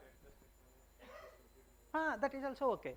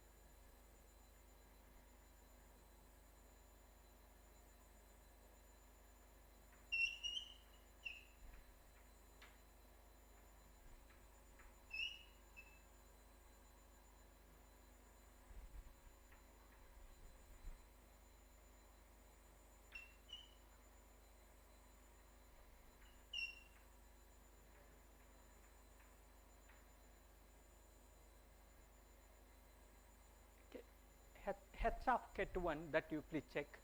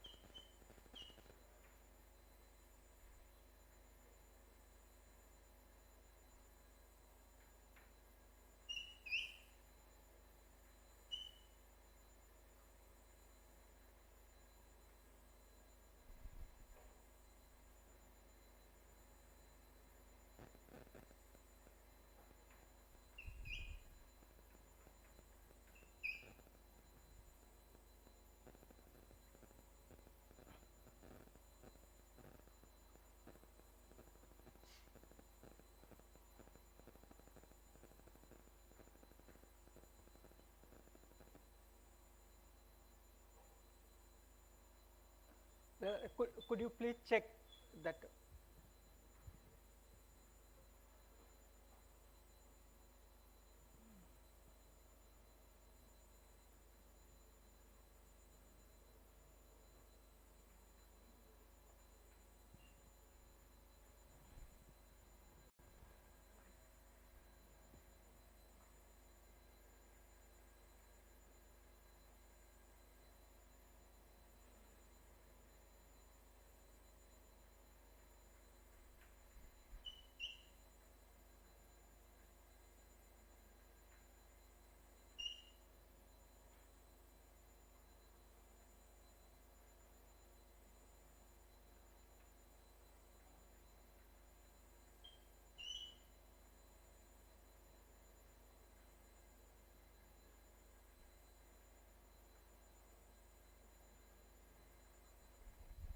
Okay, thank you. Okay. So,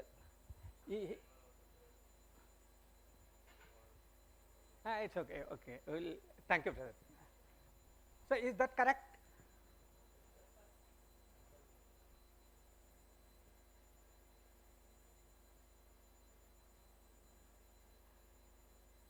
Is there any other way of doing it?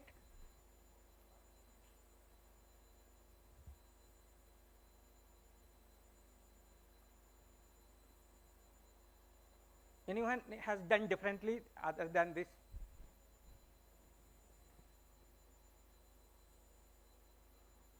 You write in terms of ket plus and ket minus. Someone might have tried that way, definitely. Got it? Could you please? The answer, same answer. Okay.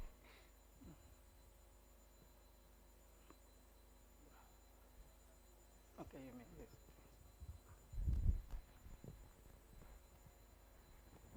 Okay, those who have completed, no, you please carry on. Those who have completed 12A, you can go ahead with 12B.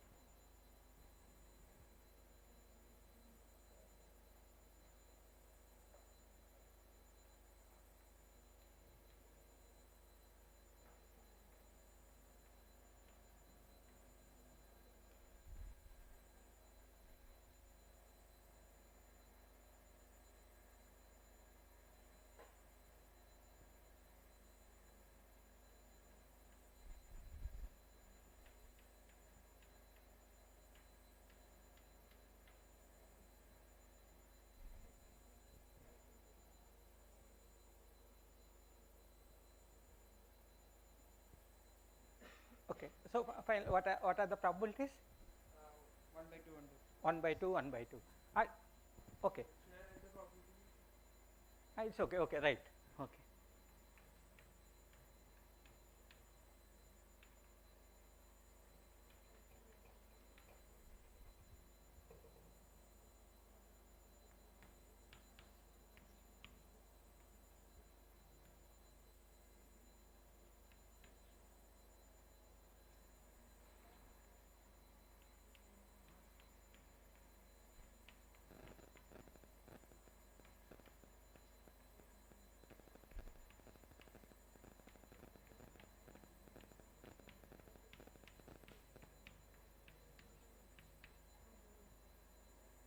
Okay, thank you, brother. Thank you. Is that okay? Or directly by looking at there in standard basis measurement, what are standard basis vector ket 0 and ket 1? No, here Hadamard basis what are ket plus and ket minus.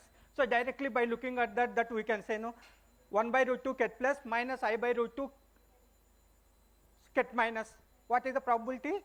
1 by 2 square, that is 1 by 2. That is I by root 2, that is also 1 by 2. Is that okay? Okay.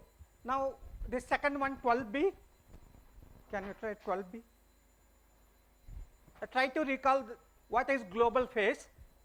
By using that you can simplify. We know that global phase does not matter, no?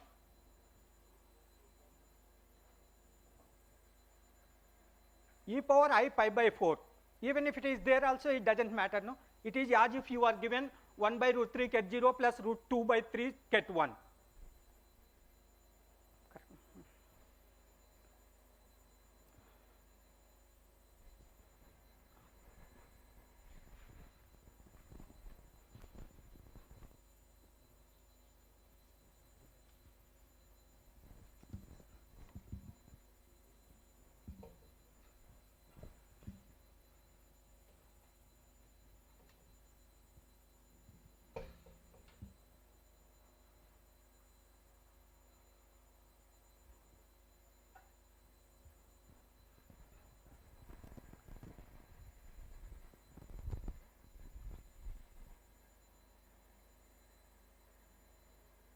What is answer? 1 by 3, 2 by 3. 1 by 3, 2 by 3. Everyone has got the same answer? Or?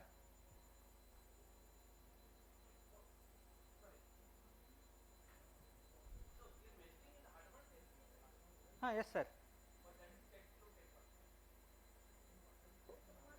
Okay, sorry, Hadamard basis. This is standard basis measurement, you will get 1 by 3, 2 by 3. Hadamard basis only we are measuring. Okay.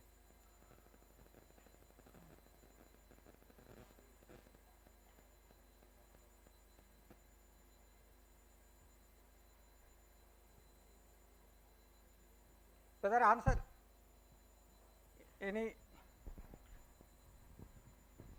Where is that?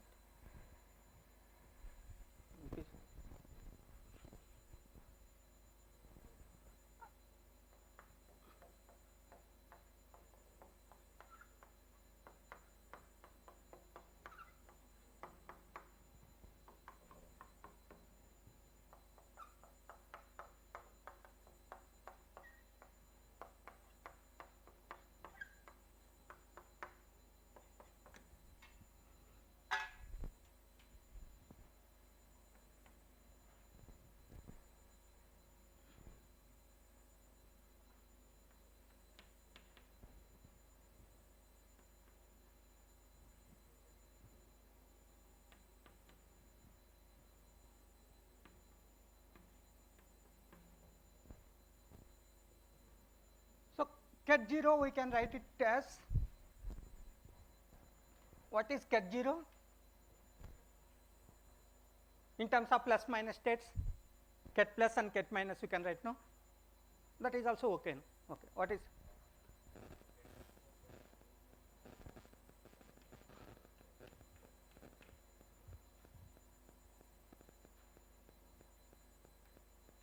Is that okay? Sir, one doubt, sir. No, 1 second. You see 1 by root 2 ket 0 plus 1 by root 2 ket 0 we get 2 by root 2 ket 0, that is root 2, okay. Sir, since we are measuring in Hadamard basis, that is in basis are plus and minus. Minus ket, correct, yes, no? yes. So are we supposed to write probability for plus and Plus minus? and minus, that's all. Okay, not Yes, for sir. 0 and 1 anymore. Plus and minus only, no?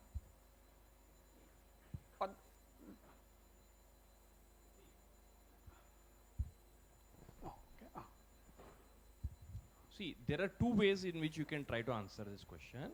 One is like how maybe Professor Subbareddy is trying to do now. He will replace ket 0 by plus and minus, ket 1 by plus and minus.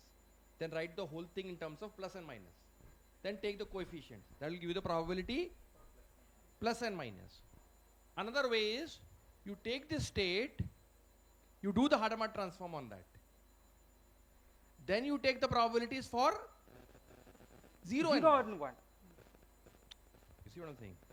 Two ways of solving this problem. One is you don't do any Hadamard transform, write it in plus minus.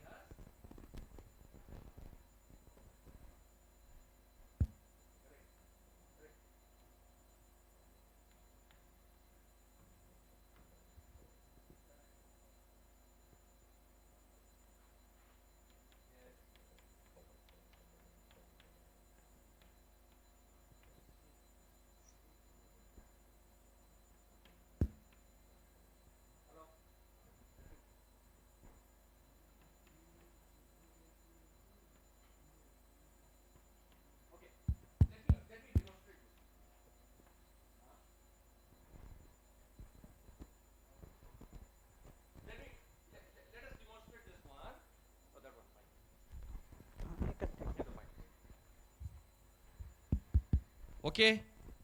All right. We have this question, right? Agreed? So one way is we are writing ket0 as plus minus over square root 2. Agreed? Because you add the 2, what you are getting? Plus, this will cancel, only 0 will be left. Correct? So that is this. You subtract the 2, only 1 will be left. You get this. Agreed? Yes? So like, now if you replace, what you are getting? 1 over square root 3 plus minus over square root 2 square root 2 over 3 plus minus over square root 2. Agreed? Correct. What is this?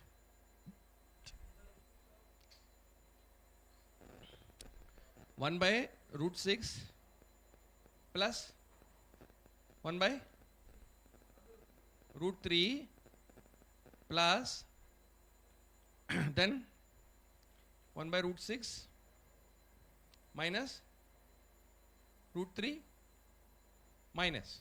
Agreed? Agreed. Now whatever is this number,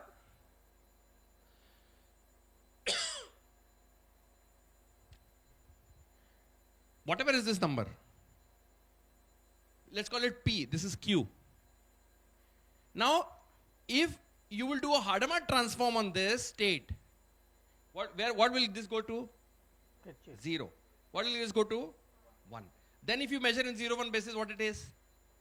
P, Q. Agreed? Let's call this whatever it is, square root P, this is square root Q. Correct? Then square of this, square of this. If you do it in Hadamard transformation, measure in the computational basis, you will get P and Q. What he is also suggesting, once you have written like this, just output square. Correct. Both are the same things. Agreed. Either or you don't even have to write like this. The previous solution was just apply Hadamard transform on this. Then whatever you get 0, 1, collect the probability, answer. That is also correct. Eventually, measuring in the Hadamard basis means do the Hadamard transformation, then measure in computational basis. Correct. But that is the same as you rewrite this in the plus minus 1 basis and just output the probabilities. Okay? Because in any case, if you do a Hadamard transformation here, where are we going? This goes to 0, this goes to 1. Agreed? Yeah. Thank you, sir. Thank you. So both ways.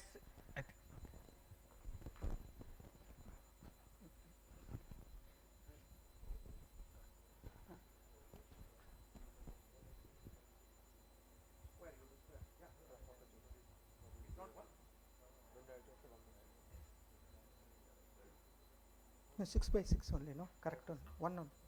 So they got 1, sir. These are the probabilities. If you add, we will getting 1 now. Yeah, it cancels. Correct, 1 only. No, 1 only.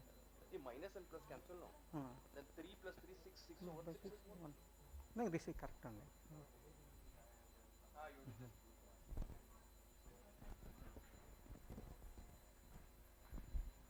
Okay, it's clear now both ways of doing. Okay, next third one, 13th one. What are 4 Bell states? Ket pi plus, ket pi minus, ket psi plus, ket psi minus. What are they? You please list out if you have not written already. And perform swap operation on that.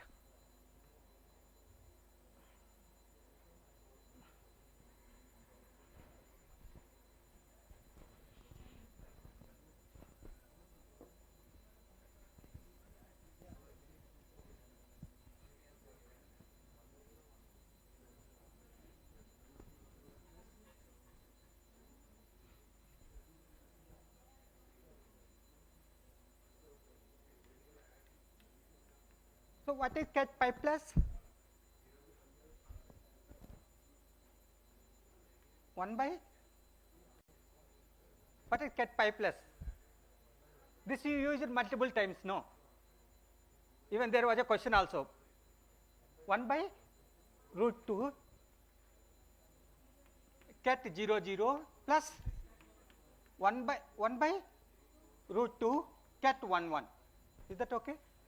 Now you apply swap operation on this. What is that we get? Same. Okay, no, this is again ket pi plus only. So this 0 0 becomes 0 0 only. This 1 1 becomes again that 1 1 interchange, again 1 1 only. So ket pi. What is ket pi minus?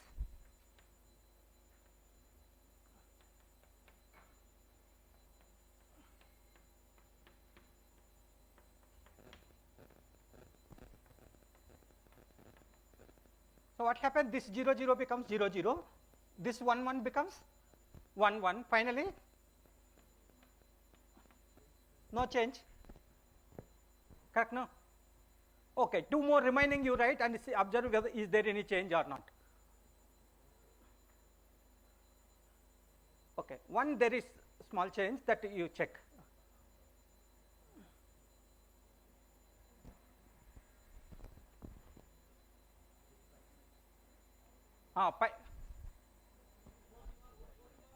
Fourth one minus. Okay.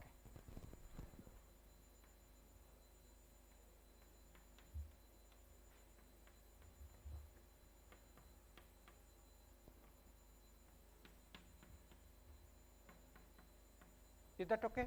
If we apply swap, no change, no? But what about this?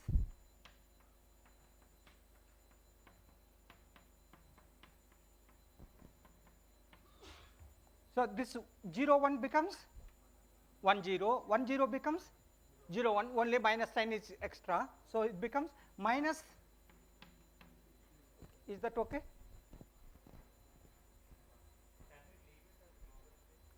We can e power I pi we can write, no?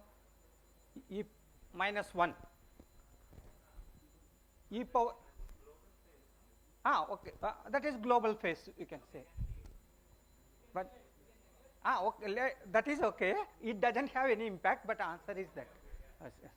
Okay, now this question all of you should be able to answer.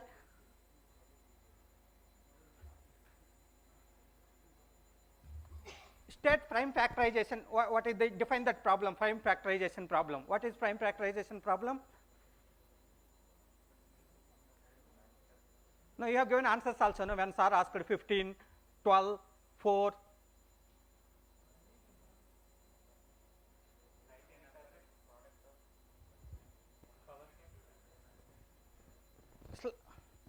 What?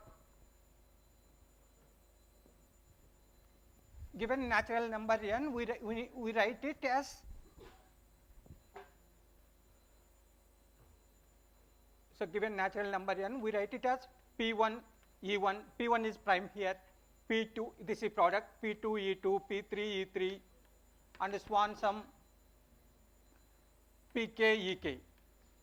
So P1, P2, P3 are and so on Pk are prime numbers, E1, E2, Ek and so on are non-negative integers. Okay, non-negative integers. Or we can say that we can take it as positive integer also. Any power 0 we don't write now.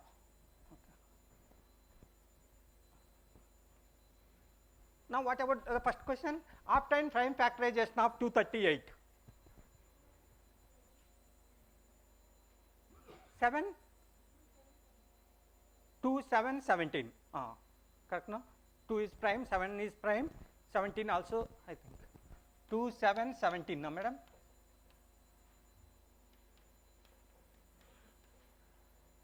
Otherwise, simply we can do it now. 238, we start with 2, 1, 1, 9,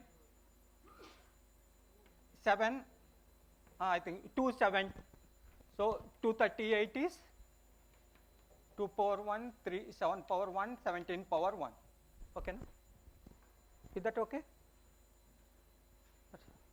Okay. Is the prime factorization of a natural number greater than 2 unique? Except for rearrangement of these terms. Okay, no? Whether I write it like this or this 238, 7 power 1, 2 power 1, 17 power n, it doesn't matter, no, both are same, no. This rearrangement okay, but except for rearrangement of terms, is it unique or not? Is there any other prime factorization which is different from that?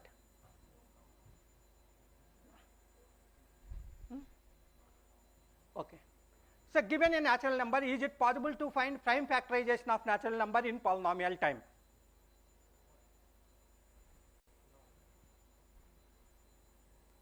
That means polynomial time means is it in complexity class P?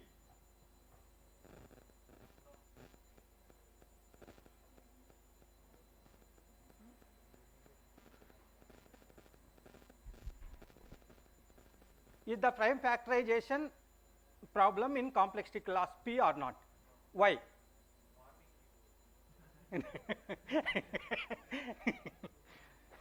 Okay, SR will elaborate.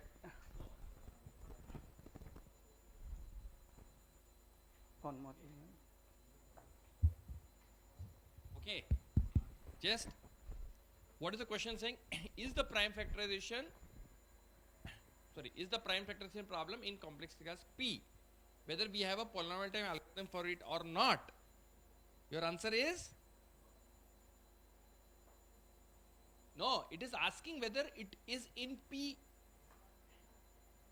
Okay, so you cannot say yes, you cannot say no. Point is, we don't know at this point. It could be in P, just that we don't know. Remember, before the AKS algorithm came, if we ask, is determining primes in P or not, what will we say? We will not say yes, we will not say, we will say we don't know. Because you cannot say no. Then how later it became in P? Later when the algorithm came, if you are saying it is not in P, then tomorrow how can it be in P? Correct. You have to say, till now we don't have such an algorithm, and also we don't know that it is outside P. That is, when we say it is outside P, that means we are saying there cannot be a polynomial time algorithm for that problem. When we are saying a problem is outside P, we mean there cannot be a polynomial time algorithm. Can we be confident of that? Can we be confident that we can never get? Huh? Even if we prove P not equal to NP, how will we know that this factorization problem cannot be done in P? It is not an NP hat problem. If you prove P not equal to NP, you can say NP hat problems are not in P. But this is not NP hat. Correct. Therefore, we cannot say that. We cannot say that it is in P or it is outside P. Both statements you cannot make. You don't know at this point. All you say is, we don't know. It can be in P, it can be outside P. But you cannot confidently say anything. Because in order to confidently say it is in P, you must have a polynomial time algorithm. In order to confidently say it is outside P, you have to give a lower bound. That is, no polynomial time algorithm is possible for this problem. Tomorrow if P is equal to NP, then what will happen? This problem will be in P. P equal to NP is a possibility. We don't expect that. It is a possibility. Yes or no? Then happens, then how? So, you have to read the question carefully. Is the prime factorization problem in complexity class P? You should say, I don't know. Huh?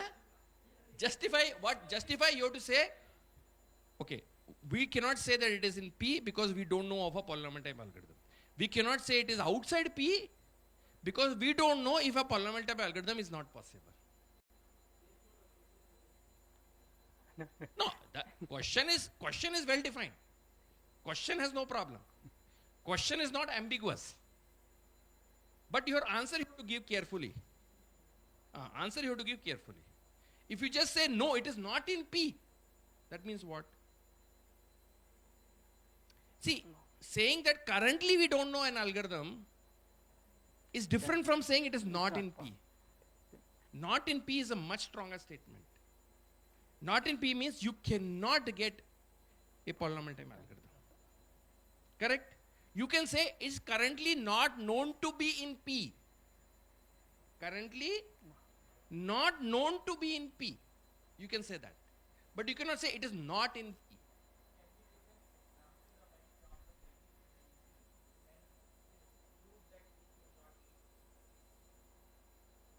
No, then you will prove P is different from NP. If you take a problem in NP and show that it is not in P, then you'll prove P is different from NP. That is a major open question. Okay? Okay? Okay. Thank you, sir. Thank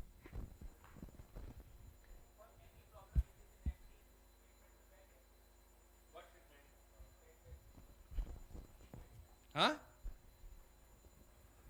Any problem in NP?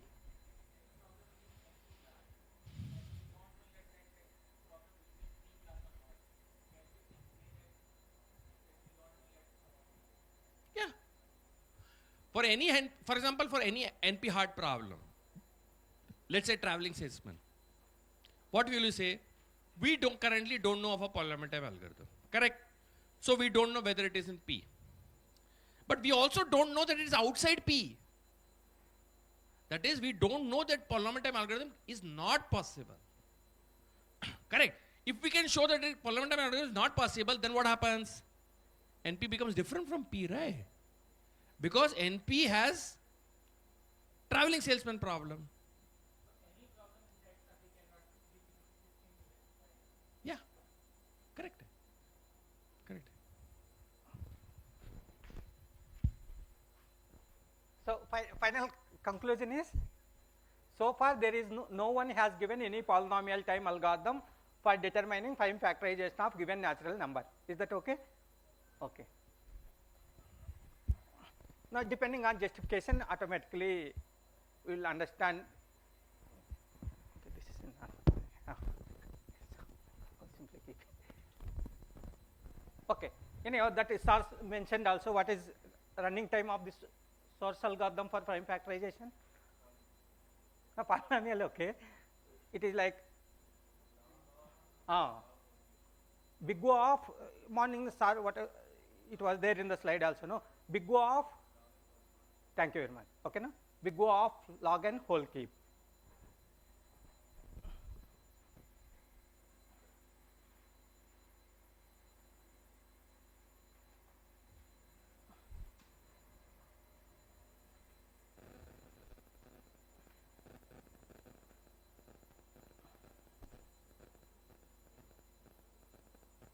Those who opened IBM quantum learning, that website, know their basics of fundamental, what is that course? First course, basics or fundamentals of information.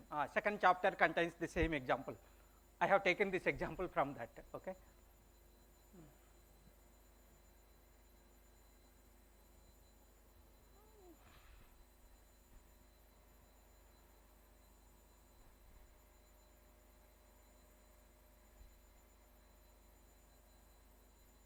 System X is measured in state 1, then we need to determine the state of Y as well as combined state of X Y.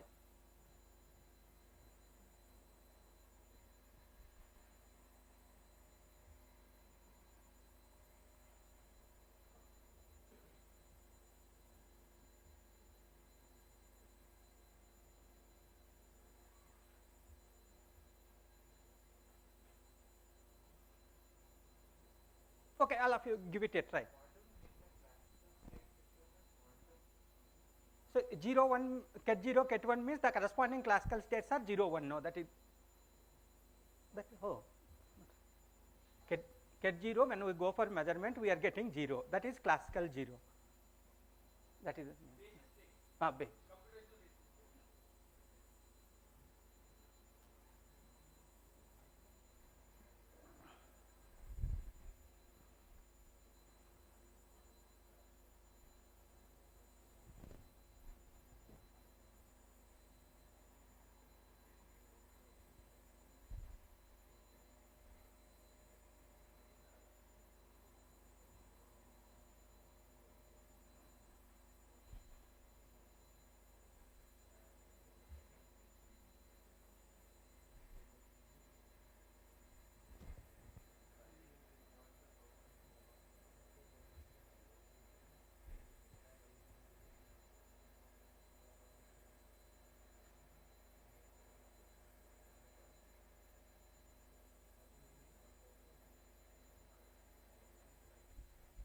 because last two terms if you see, then you will get idea. Okay, no, the first one is in state 1 there. Okay, based on that I think you can do some okay. You rewrite last two terms by separating ket1 tensor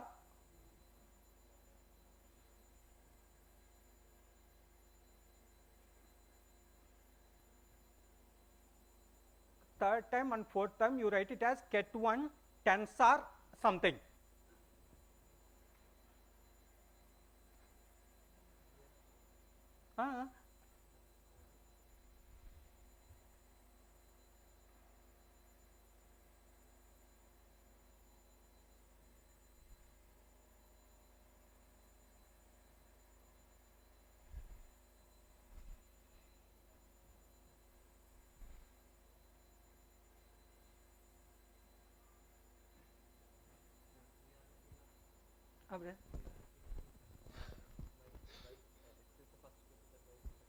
X is first qubit and y second.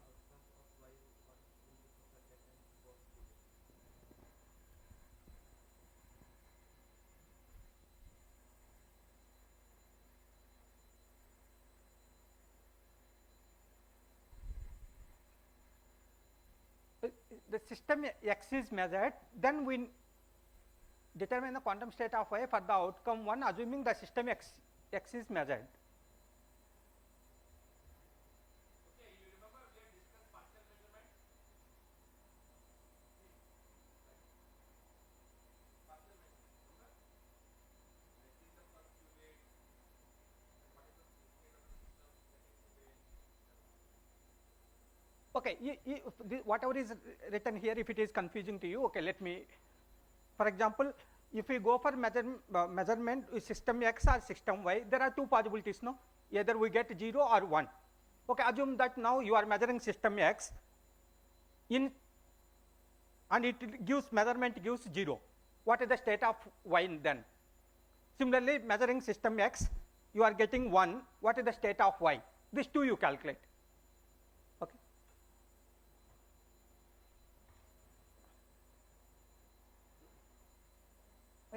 Is there any confusion? Okay, let us.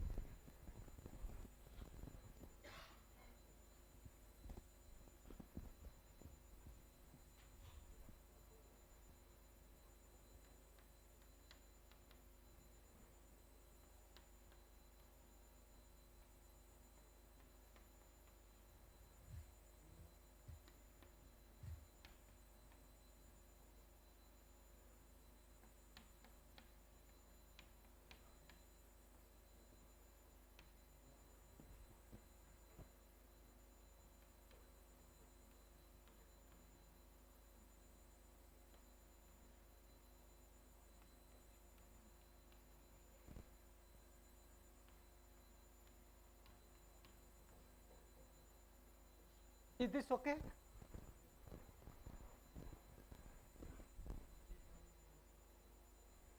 Is that okay? Now it should be.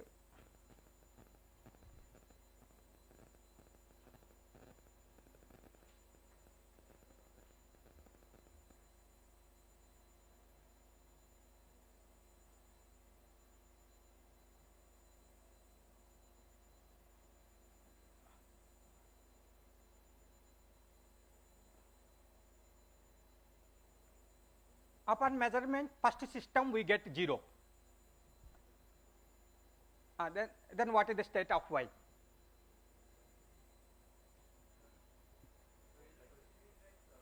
So we know that we have done measurement first system X and the result is 0. Then what is state of Y? Similarly, okay, this leave it. I think there is some kind of confusion there. Now, okay, let us. Okay, we are measuring system X, and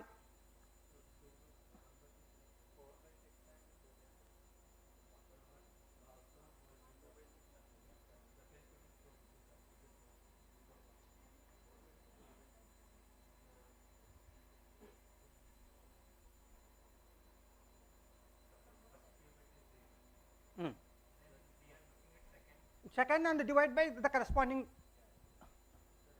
square root of that probability, no. So, brother?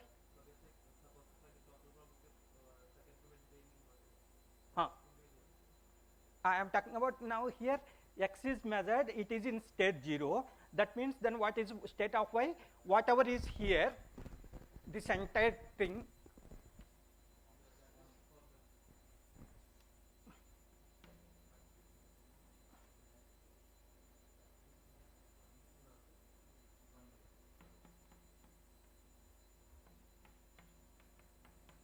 this is 1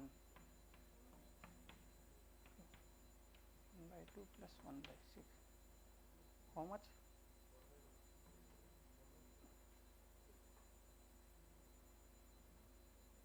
How much? 3 plus 4 by 6, no? 4 by 6 only, no? That means 2 by 3. So, this is nothing but this much, no? That is, so y state is 1 by root 2 ket 0 minus 1 .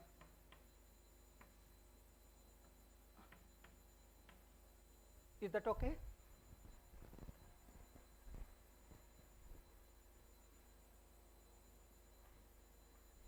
Okay, if you still have confusion, I just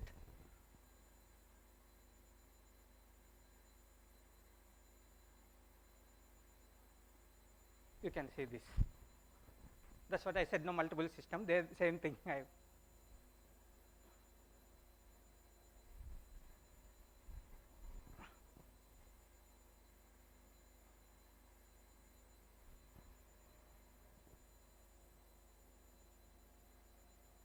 Okay. Now, based on this, can you tell what is the answer for measuring first system x in state 1? After measuring first system in state 1, what is the resultant state of y? So, this entire thing, this one,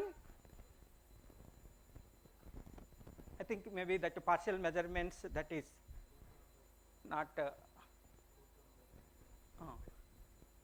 by 1 by root 6 whole I by root 6, that is square, that is 1 by 6 we get 1 by 6, 1 by 6 plus 1 by 6, 2 by 6, that is 1 by 3, square root of 1 by 3. So, what is final? I by root 6 ket 0 plus 1 by root 6 ket 1 whole by 1 by root 3, square root of 1 by 3, square root of 1 by 3. Okay, if that also I think it is. This is also there, you can. Is that okay?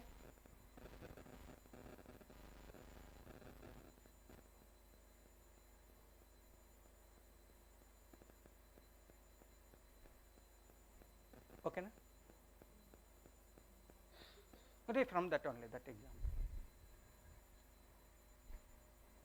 Second chapter, multiple systems, it contains.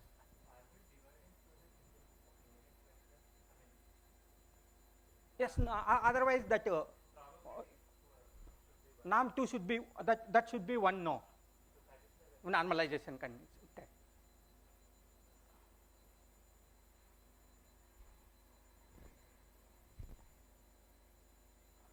Okay.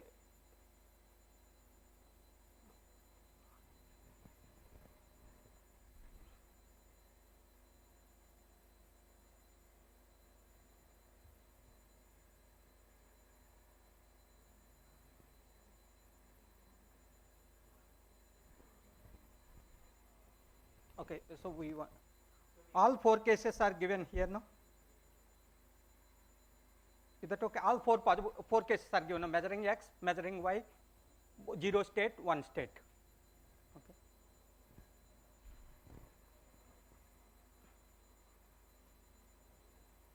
After measurement, what is the combined state, x, y state? Okay. If you have any confusion, again you can go back and read.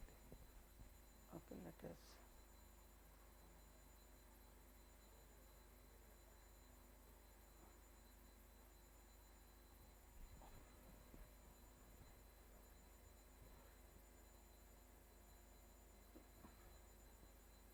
this type of questions already, only circuit is somewhat lengthy, but procedure is same. No, what is the order in which we need to, what is the unitary matrix corresponding to that entire thing? You need not calculate, simply it tell me, that is sufficient. Later, what is unitary matrix corresponding to that? So what is the first one?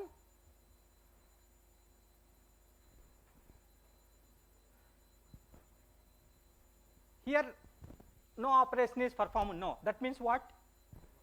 Identity. Okay, that's all. If only that is the, I think if at all you have confusion. So identity operation we are performing, tensor with x. Okay. Next. Next. Next. C naught. Next. Hard mod. Tensor to hard mod with tensor with hard mod. Next.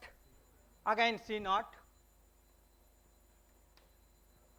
Now again same thing. You write backwards. Okay. That's all. Then you multiply this. This is again normal multiplication. No, after this, this is normal multiplication. Whatever value you find, so for that you apply that. Okay, no, that too. Is that okay?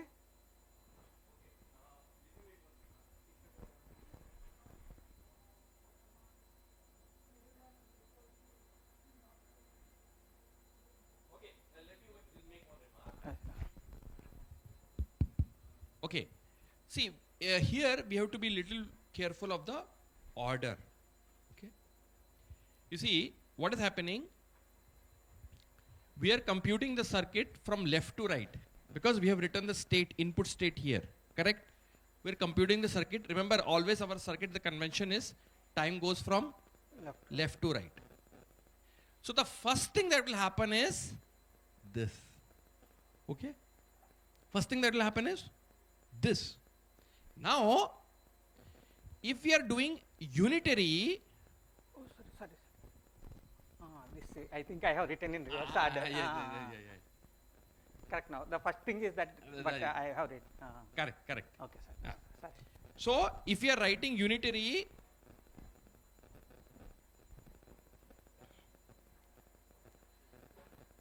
okay, and our input vector is here, and we are multiplying with the unitary, correct? So, u1, u2, u3 and so on. What will be u1 corresponding to x tensor z, correct? Because this is the first thing applying to V. Next one is C naught, correct? Next one is Hadamard, tensor Hadamard, whatever, correct? And C naught also you have to be careful, huh? C naught 1, 2 is control on 1, action on 2. This is C naught 2, 1, correct? Control on 2, not on. So you have to be careful of the order, huh? When you say you define the unitary, remember when unitary we are writing, usually the convention is we are multiplying from the right, correct? Vector when we are multiplying, because it's a column vector, we are multiplying from the right. So the first thing that applies is the gate from the left. Okay, careful. Okay, I think last class we discussed that, but here by mistake. Okay, anyhow, so Sari has discussed superdense coding protocol also. Now how to transfer 2 bits 1, 0 to Bob using the protocol, LS to Bob using that protocol. Can you list out all the steps? So there are 2 possibilities, 4 options: 0, 0, transferring 0, 0, 0, 1, 1, 0, 1, 1.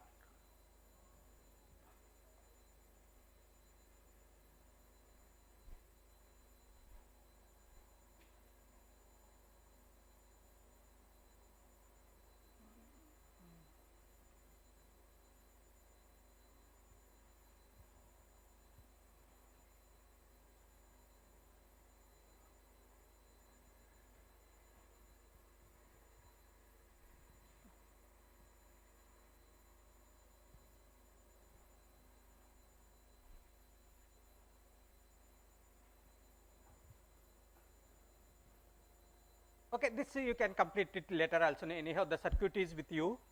Okay, all four things you please how to transfer 0 0 0 1 1 0 and 1 1.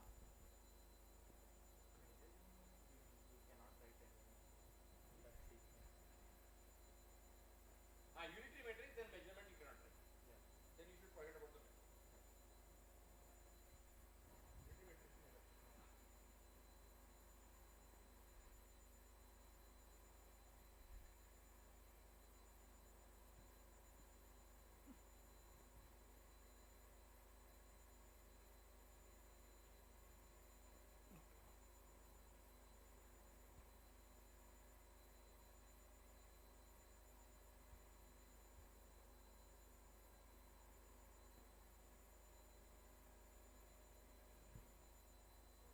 Okay, thank you. Then we will close for today. So, I want to say one thing. So, okay, for the assessment, right? The thing is, we could have allowed open book, like you can bring your notes, etc. But the thing is, if you are not printing out the things, if you don't have the hard copy, only the soft copy, then you'll bring your laptop, right? But laptop is a problem. Correct. Because you may connect to Wi-Fi. That we don't want you to do. No WhatsApping between each other. We would have been happy to allow you access to your notes. But then you have to bring laptop and then we can't control the Wi-Fi. So nonetheless, we'll allow you to bring any hard copy, whatever you want. You want to print out this, that, whatever you want to bring it, you bring it. That is not a problem. Okay? But then you don't like print out, like every. But you have to go out. Where will you go to print out also? I don't know. Is there a printout? anyhow, sir, Thursday we will give instructions on how it will go. Okay. No, but just in case they have to do print out whatever. But so I request them not to print before Thursday morning. After that you can decide whether to print or not. Okay. No, but will they have the time between morning and afternoon? I said that's no problem, sir. If Thursday marathon, no 4 hours. But they don't have time at all. Okay. Anyway, we'll discuss among ourselves what will be the format. Once we finalize the format, we'll let you know. Okay. Excuse me. Stop చేశారు కదా. Now okay.